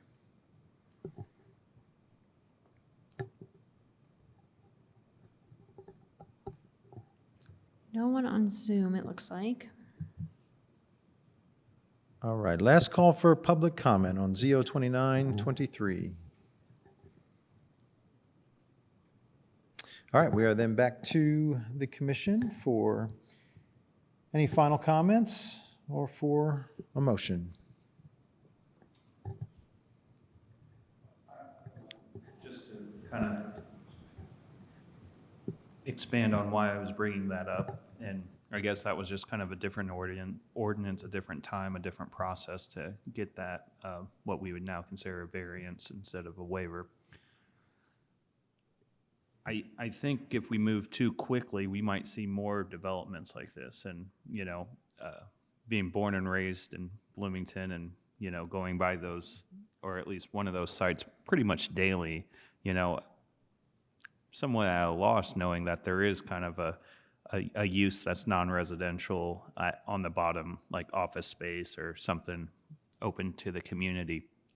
It would be, I think, a shame if we lost the opportunity to make sure that we continue to have this type of streetscape, that is driven off of like commercial uses and office spaces, or it sound like public spaces as well, and start having more and more developments look like this. I know they have to go through incentives and things, and I think those incentives are great, but that's why I was curious about these two build-outs, because they fall into the overlay that we were looking at. And also, that's the reason I asked planning what they were thinking about this proposed change. And from my understanding, they're trying to fix a problem that doesn't exist right now. And I don't really know what the future will hold, but I do know that I like that kind of open community feel, with that being kind of more of a shared public space on the ground floor. And if we change it, it's going to be very difficult to go backwards. And once they maximize the use of that development, I don't see them wanting to switch it. So, as you guys know, I'm not I'm not a voting member here, but I do think this is a very, very big decision in front of you today.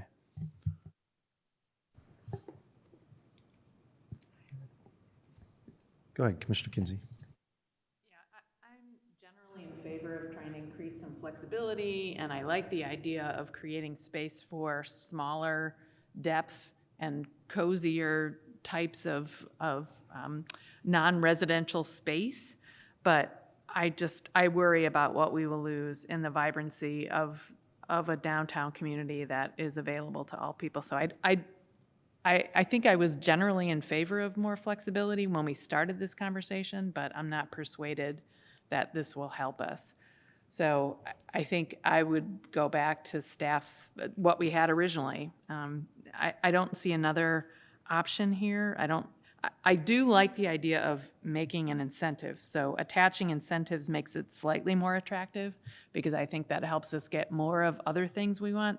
But I probably share some concerns that we might lose more by conceding this, particularly given what it seems like is a less than 6% vacancy. I don't really know what we're trying to fix here. So that's it for me.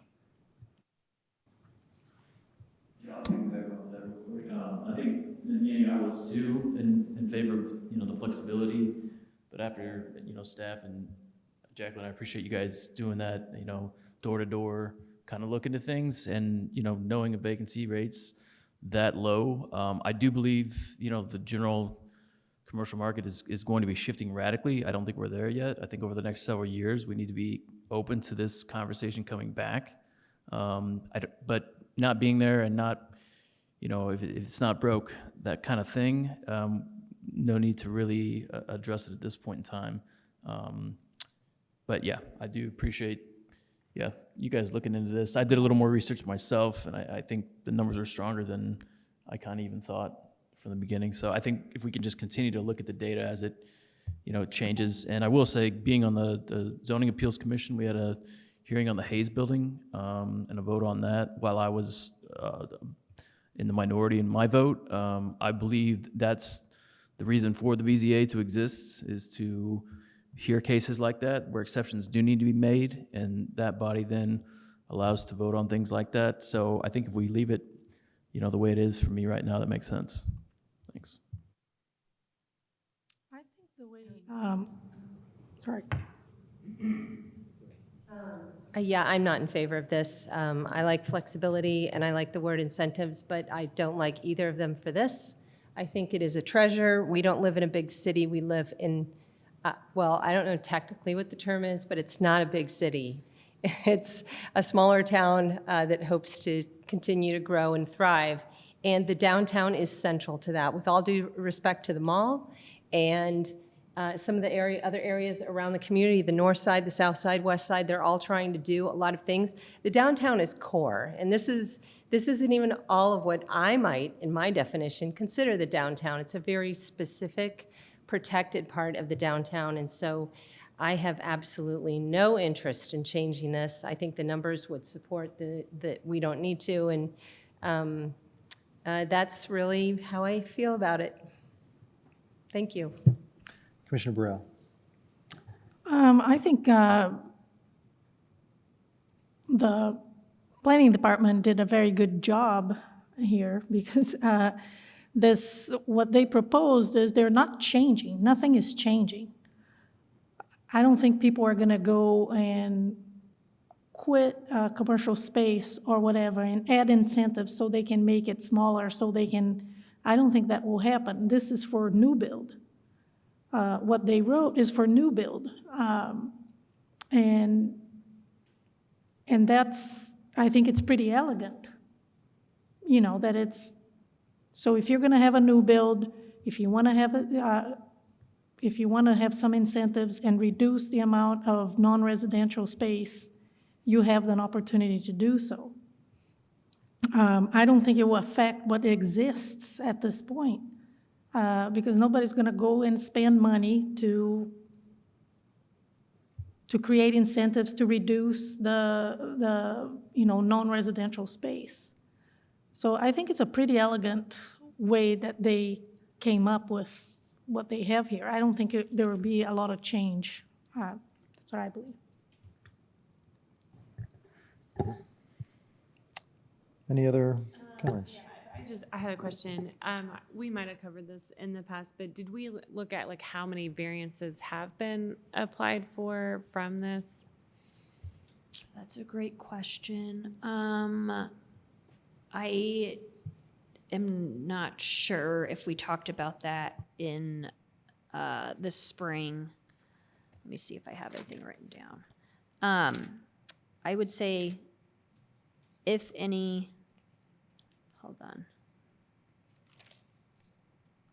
Do you recall, is the one that we just did, is that the only one we've done? Yeah. Yeah, I'm sorry, that's the only one I can recall off the top of my head, but yeah. So if there was more than that, it would be a very small number. I don't. So the thing is that before 2019, the regulation was just different. And so there are spaces that may be smaller, or like I talked about, those convertible spaces. And like that, for example, we saw that if we're trying to encourage non-residential, that didn't work because they've been residential this whole time and they'll probably never go back. And it's still on the developer. I mean, if they have 5,000 square feet, you look at whatever's at the corners at Washington and 3rd, Da Vinci and a ramen place are in there. They just created, so we've got a cozy ramen place and a larger Correct. pizza place. It doesn't have to be one lease space.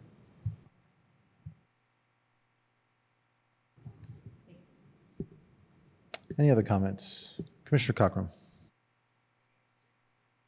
I can't remember, was that brought in under this current requirement? That building meets 100% by right, everything, because So they did, in 50%? fact, want to do the incentives. And so the way to do, this was at the, was before 2019, I believe. Was it right after 2019? It meets, it's 50%. Okay. Yeah. I guess my concern, and I'm a firm believer of protecting this area and having retail on the main level. I think my fear is knowing that it's hard to make the numbers work. Will it slow, investment down in our downtown? So I'm very appreciative of the developers and investors that come and invest in our downtown.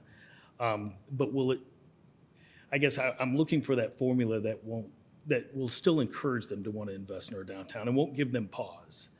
I know there's a lot of factors that are that play into that. We have a higher interest rate now. Material costs are a lot higher. So there's a lot of things out there that are making it really hard to make the numbers work. And I don't want this code to hinder that. I guess I'm looking, and it might be 30, it might be 50. I guess I'm looking for a scenario that's not going to, slow the investment in our downtown. I'm not sure what that is. So. I'll just make one other question, since I'm still in my first year on Plan Commission. How much partnership, if any, do we have with something like economic development to encourage like rent subsidization or things like that for businesses that do want to occupy commercial space in the downtown core? I would say as a body, this body doesn't have a lot of direct contact with them, but most of the people on this board, well, you included, serve on other boards and commissions, and some of those are more, I would say, economic focused. And so, we can always improve those connections. And then, we work with ESD, of course, on a lot of things. And, that's obviously something that we would be interested, in doing as well. In this case, we were trying to be responsive to some concerns. We were being responsive to concerns in a, requests that we heard from Plan Commission. Once we got the data, then I think we kind of fall back on, does this need to be changed? But as Mr. Cockrum says, if things are changing over time and this is becoming a hindrance, that would be something we'd be happy to look at, or looking at other options to help fill those spaces with other departments. Just got a quick question, Jackie. Is there a way, this kind of makes me think of like the plexus issue, where there was so much about, and I think that's something that, and then we found out tracking it, that's like 3 applications to do it. Okay, so it was a big issue, but it was really small. I think keeping this on the radar, and I don't know how that would work, but like something we can maybe address on a yearly basis based on revisiting what you guys did on the walk around, but also like where we can kind of pull the numbers from, like Chris is talking about, if it's leading towards a greater hindrance, then we readdress it. Yeah, I think that would be something, in our jobs, sometimes we only have time to be reactive, but that is something I think we have improved on in the last few years, trying to be proactive about about issues of concern, to the commissions or community. And that would be something that we could definitely do, try to do our kinds of checking annually, and also having, the help of the professionals on the commission to do that checking as well, so that we could, then someone could give a report or something like that. Yeah, we would definitely be open to that. Okay, thanks. Any other comments, questions? Yeah, I would just say that a 6% vacancy doesn't sound like a lot. Sounds like everything's great and working as it should. But if you look at the buildings that have been built recently, I mean, think about the corner of 7th and Morton. There's I think, a beautiful restaurant space that's been sitting there vacant for how many years now? And we even allowed ground floor residential on that building. But we're basically talking about making it the law of the land that you have to build something that we know is not going to be used. And I just can't be on board with that. I don't like this solution. I think it's, like I said already, I think it's needlessly complex, but at least it's providing some flexibility. So I think, reluctantly support it, even though I don't think it's the right solution. It's maybe a step in the right direction. But that's all I have to say. Anybody ready to make a motion? I do want to remind the Planning Commission just very quickly that the motion is simply to forward the proposed text amendment to the City Council with either a positive or negative recommendation. The appropriate motion unless something is proposed.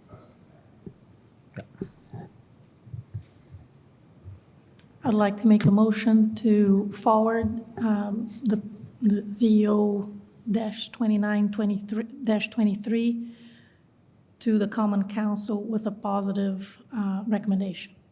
I'll second. All right. The motion is to forward this to the council with a positive recommendation, and we have a second. So, Jackie, would you please call the roll? Sure. Seabour?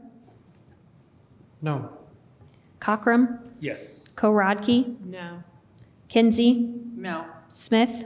No. St. John? No. Whistler? Yes. Ballard? No. Burrell? Yes. Motion dies 3-6. That motion dies. So we are then, we can entertain another motion. So if we do nothing, since that didn't pass. You need to do something. Yeah. So what would most likely happen next is somebody would propose forwarding it with a Negative recommendation. If that vote for some reason were also to fail, then we would have the option of forwarding it with No recommendation. Yep. All right. Okay, I will motion to forward to the Common Council with a negative recommendation. Second. Okay, so a yes vote is for a negative recommendation. Yes. Cockrum? No. Korodke? Yes. Kinsey? Yes. Smith? Yes. St. John? Yes. Whistler? No. Ballard? Yes. Burrell? No. And Seaboard? Yes. Motion passes 6-3, thank you. All right. We have one more item on our agenda this evening. We have 6 minutes before 9 p.m. and So I do want to just, if you don't mind, President Whistler, just to remind the Plan Commission of its Yep. own rules. Looks like we'll get this item proposed before 9 p.m., so the commission will be compliant there.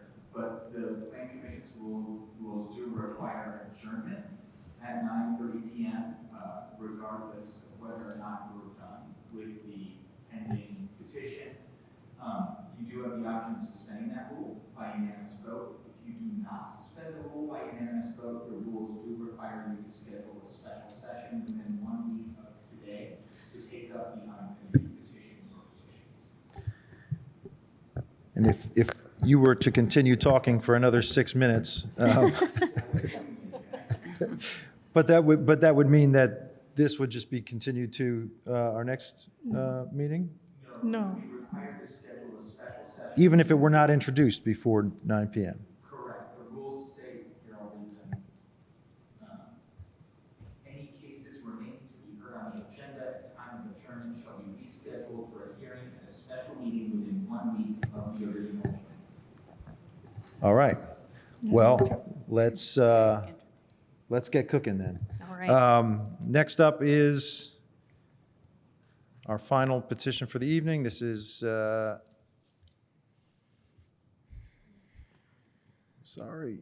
ZO34-23, text amendment related to sign standards and request for waiver of second hearing. That is Jackie, correct. take it away. So ZO 3423, another text amendment. I'm just realizing there's an error in the packet. Okay, sorry. Here we go. This text amendment is related to a request that we worked on with the legal department to prepare a text amendment that will require removal of certain off-site and on-site freestanding signage over a period of time here shortly in the future, beginning in 5 years. The Planning and Transportation Department, we used to do annual surveys of billboards in town. Putting up new billboards in town has been illegal for decades. What you would probably typically consider a billboard, off-site or on-site, a large sign. And the last survey that the department did was in 2014 and documented 47 billboard locations. So sometimes those have more than one sign face on them, but 47 locations in town.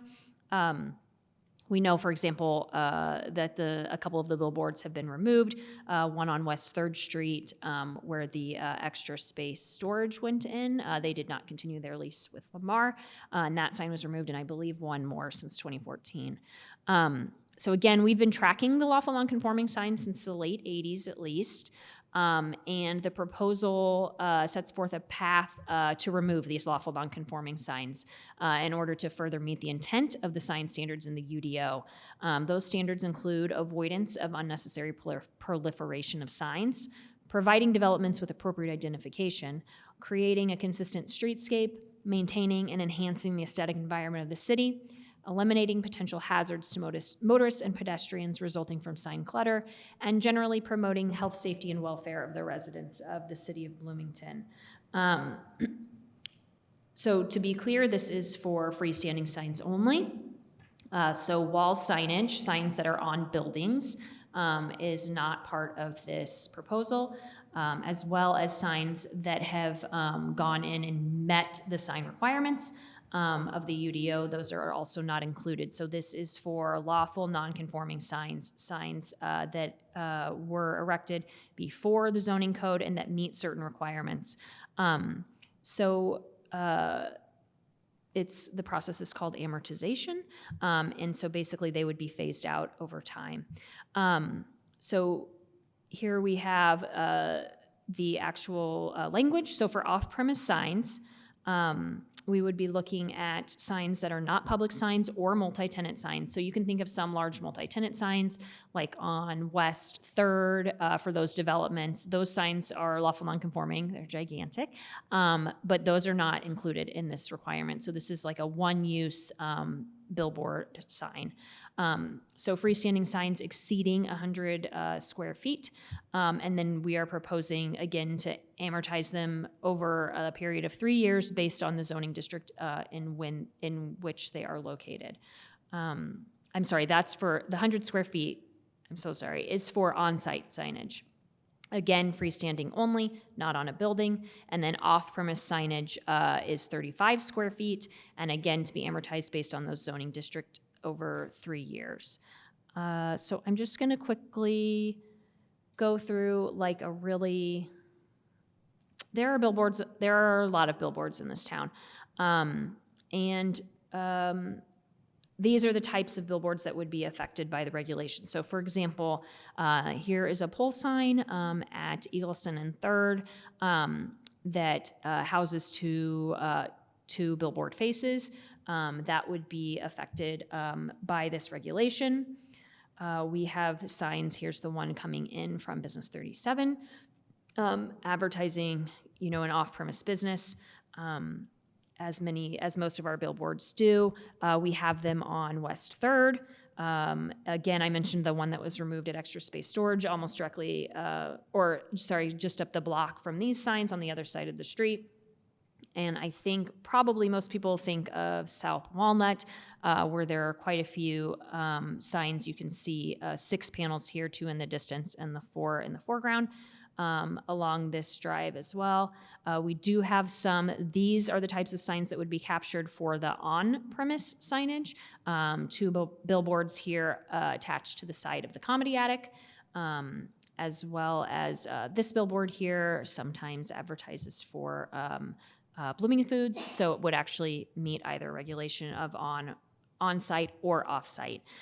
So coming forward with this amendment, in response to administration desire to see the regulations of the sign code not the regulations, but meeting the intent more in the community by getting rid of these large signs. And I can answer any questions. Thanks. Are there any questions from commissioners? Commissioner Cochran? Firm.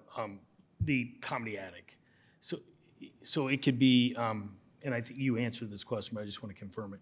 It does not, the sign can advertise just whatever. It does not have to be associated with the business that's located in the building. Right, so for on-premise, so Mike, you'll have to jump in when I say the backwards things. For on-premise, if they're larger than 100 square feet, they will be amortized out, whether they're advertising on-premise or off-premise. Did I say that properly? No, I think. I'm sorry. You're describing what we would describe as wall signs. Yes. Mm-hmm. If that's advertising an off-premise built business, that would have to be amortized out. So for example, if we're advertising for the Comedy Attic, it would remain permissible because it would be a grandfathered on-premise sign. But if the content were advertising some business that's not located on the premises, at that point it would be captured by the amortization provision. Okay. Yeah, Okay. right. So I'm sorry, thank you for clarifying that.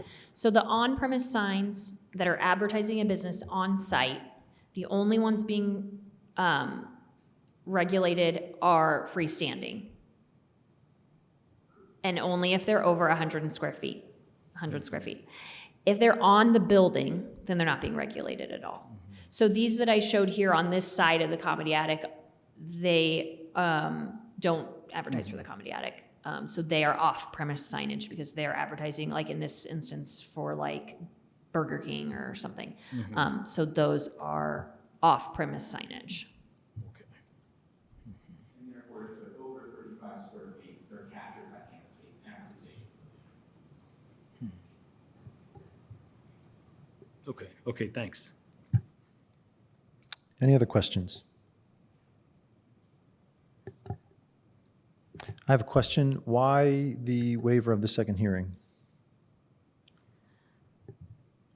I think we just thought the issues could, well, a couple things. What we usually do in the text amendments, but we did not do with the 50%, just because it was coming from you guys, I think, is we usually put in a request of waiver of second hearing, and then if you don't want to do that, we just move on. I mean, we just have the second hearing. But if the group decides that it's something simple and ready to send it to council, then that's an option. So just to leave that as an option for you all.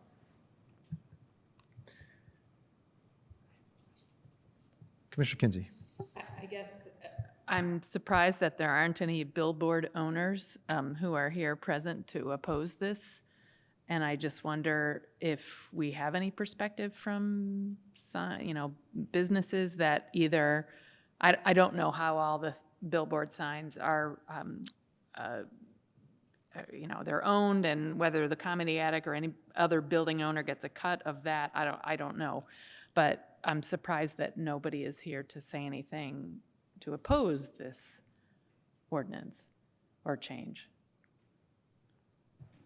Is that a question? I guess I'm not inviting them, but I wondered if maybe the question would be, what do you know about the billboard owners in town and those who have this and where they stand on this? Most of the billboards in town are owned by Lamar Advertising. Not all of them. There are very few that aren't, but most are owned by them. The vast majority. I don't know that, I don't believe it has happened, but Mr. Rooker can correct me. I don't know if there was outreach made to interested parties that was not done by our department when this was proposed. Company owns the overwhelming majority of, and really almost all, practically all billboards in Bloomington. We are in active litigation with them, so the nature of our relationship may not be absolutely text. But we did not speak with them about this ordinance ahead of this planning commission hearing. That's the current question, Commissioner Kinsey. Just a I question. would say I can venture a guess what their perspective on this particular ordinance would be, but I'm not going to speculate. Is it correct though to assume that like if Lamar Advertising owns the billboard, they may be paying a property owner, they'd be leasing that space maybe from a property owner or something? I don't want to pretend to be an expert on the business relationships that Lamar Advertising enters into or any billboard company, but you have described what has been described to me in the past, that sometimes the actual property owner will lease the space on a sign, which will then in turn be leased to individuals who might rent that space on the billboard for a period of time for their own purposes. And again, part of the reason that we use an amortization provision and put the removal out into the future is to allow the companies that have invested in these signs or entered into a lease arrangement to use the sign, to rent the sign out, to recoup the costs of those business arrangements so that they have some time to take into account that this is going to be coming up. Commissioner Cochran. I've sold space, billboard space, and many times these billboards own the ground that it sits on. So I guess, is there any risk of not having a conversation with them because they are property owners within our community? I don't, Commissioner Cochran, I don't see, it doesn't seem like a fruitful exercise to me, is what I would We certainly have had conversations on topics with Lamar's representatives and individuals who work with Lamar on many occasions in the past. So. Okay. And then I have another question. Just to be clear, the phasing, I know you just described, but could you just describe it once again? What triggers it, and then how is it phased out? Sure. Let's see. Hold on just a second.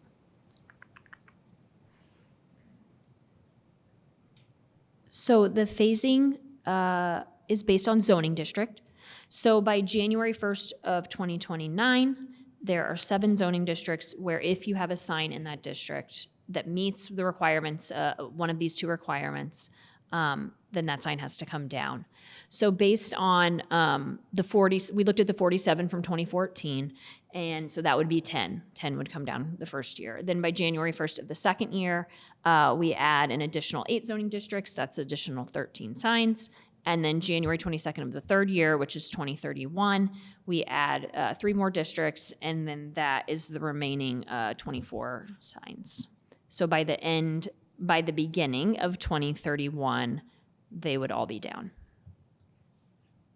So Just 8. one- I would like to suggest that you suspend the rules so we don't end up having to do a special meeting or re-entertain. Well, I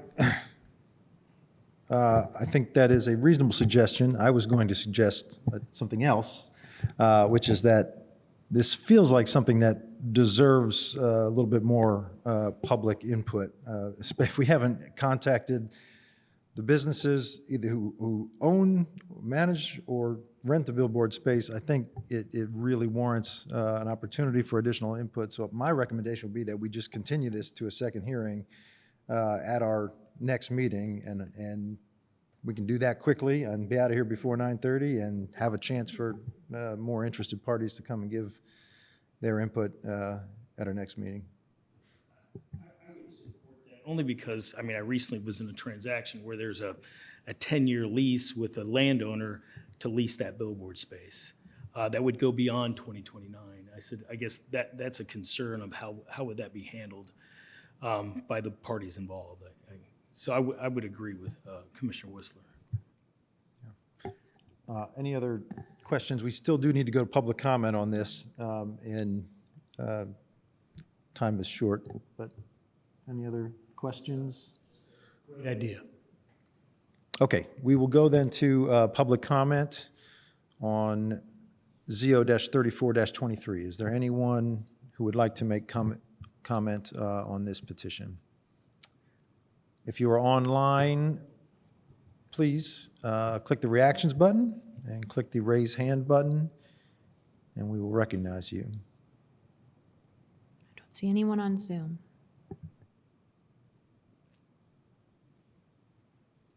Okay, last call for public comment. All right, we're back to the commission then, and again, as evidenced by the fact that there's no public comment, I think I would like to see us continue this to a second hearing, but would entertain any motion that anyone would like to make. I would completely support that. I don't like billboards at all. I can't think of one that I like. But I do like the public process, and it does feel like there hasn't been enough input from the people that this really financially impacts. So I will motion that we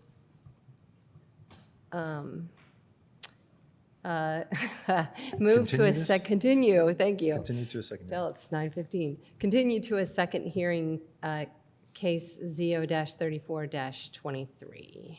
If I might, just very quickly, I think maybe we'll just treat that as phrasing a denial of the request for a waiver of second hearing. Is that? Yes, yes. Yes, thank you. All right, so the motion is to deny the request for waiver of the second hearing and to continue this to a second hearing at our October meeting. Correct. Yes. Yep. Okay, final comments? Yep. So I recently spent time in Vermont, and I did not realize this, but they do not allow billboards in the entire state, which was kind of nice, actually. Beautiful state, by the way. So I'm not opposed to it at all. I just think that there are businesses and leases that it could affect, and I just want to make sure we're thorough about the decision. All right. If there aren't any more comments. I'm sorry, who seconded that, Mr. Whistler? Thank you. Commissioner Kinsey. I think we're ready to call the roll then.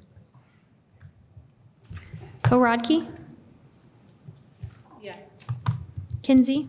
Yes. Smith? Yes. St. John? Yes. Whistler? Yes. Ballard? Yes. Burrell? Yes. Seaboard? Yes. And Cockrum? Yes. 9-0, thank you.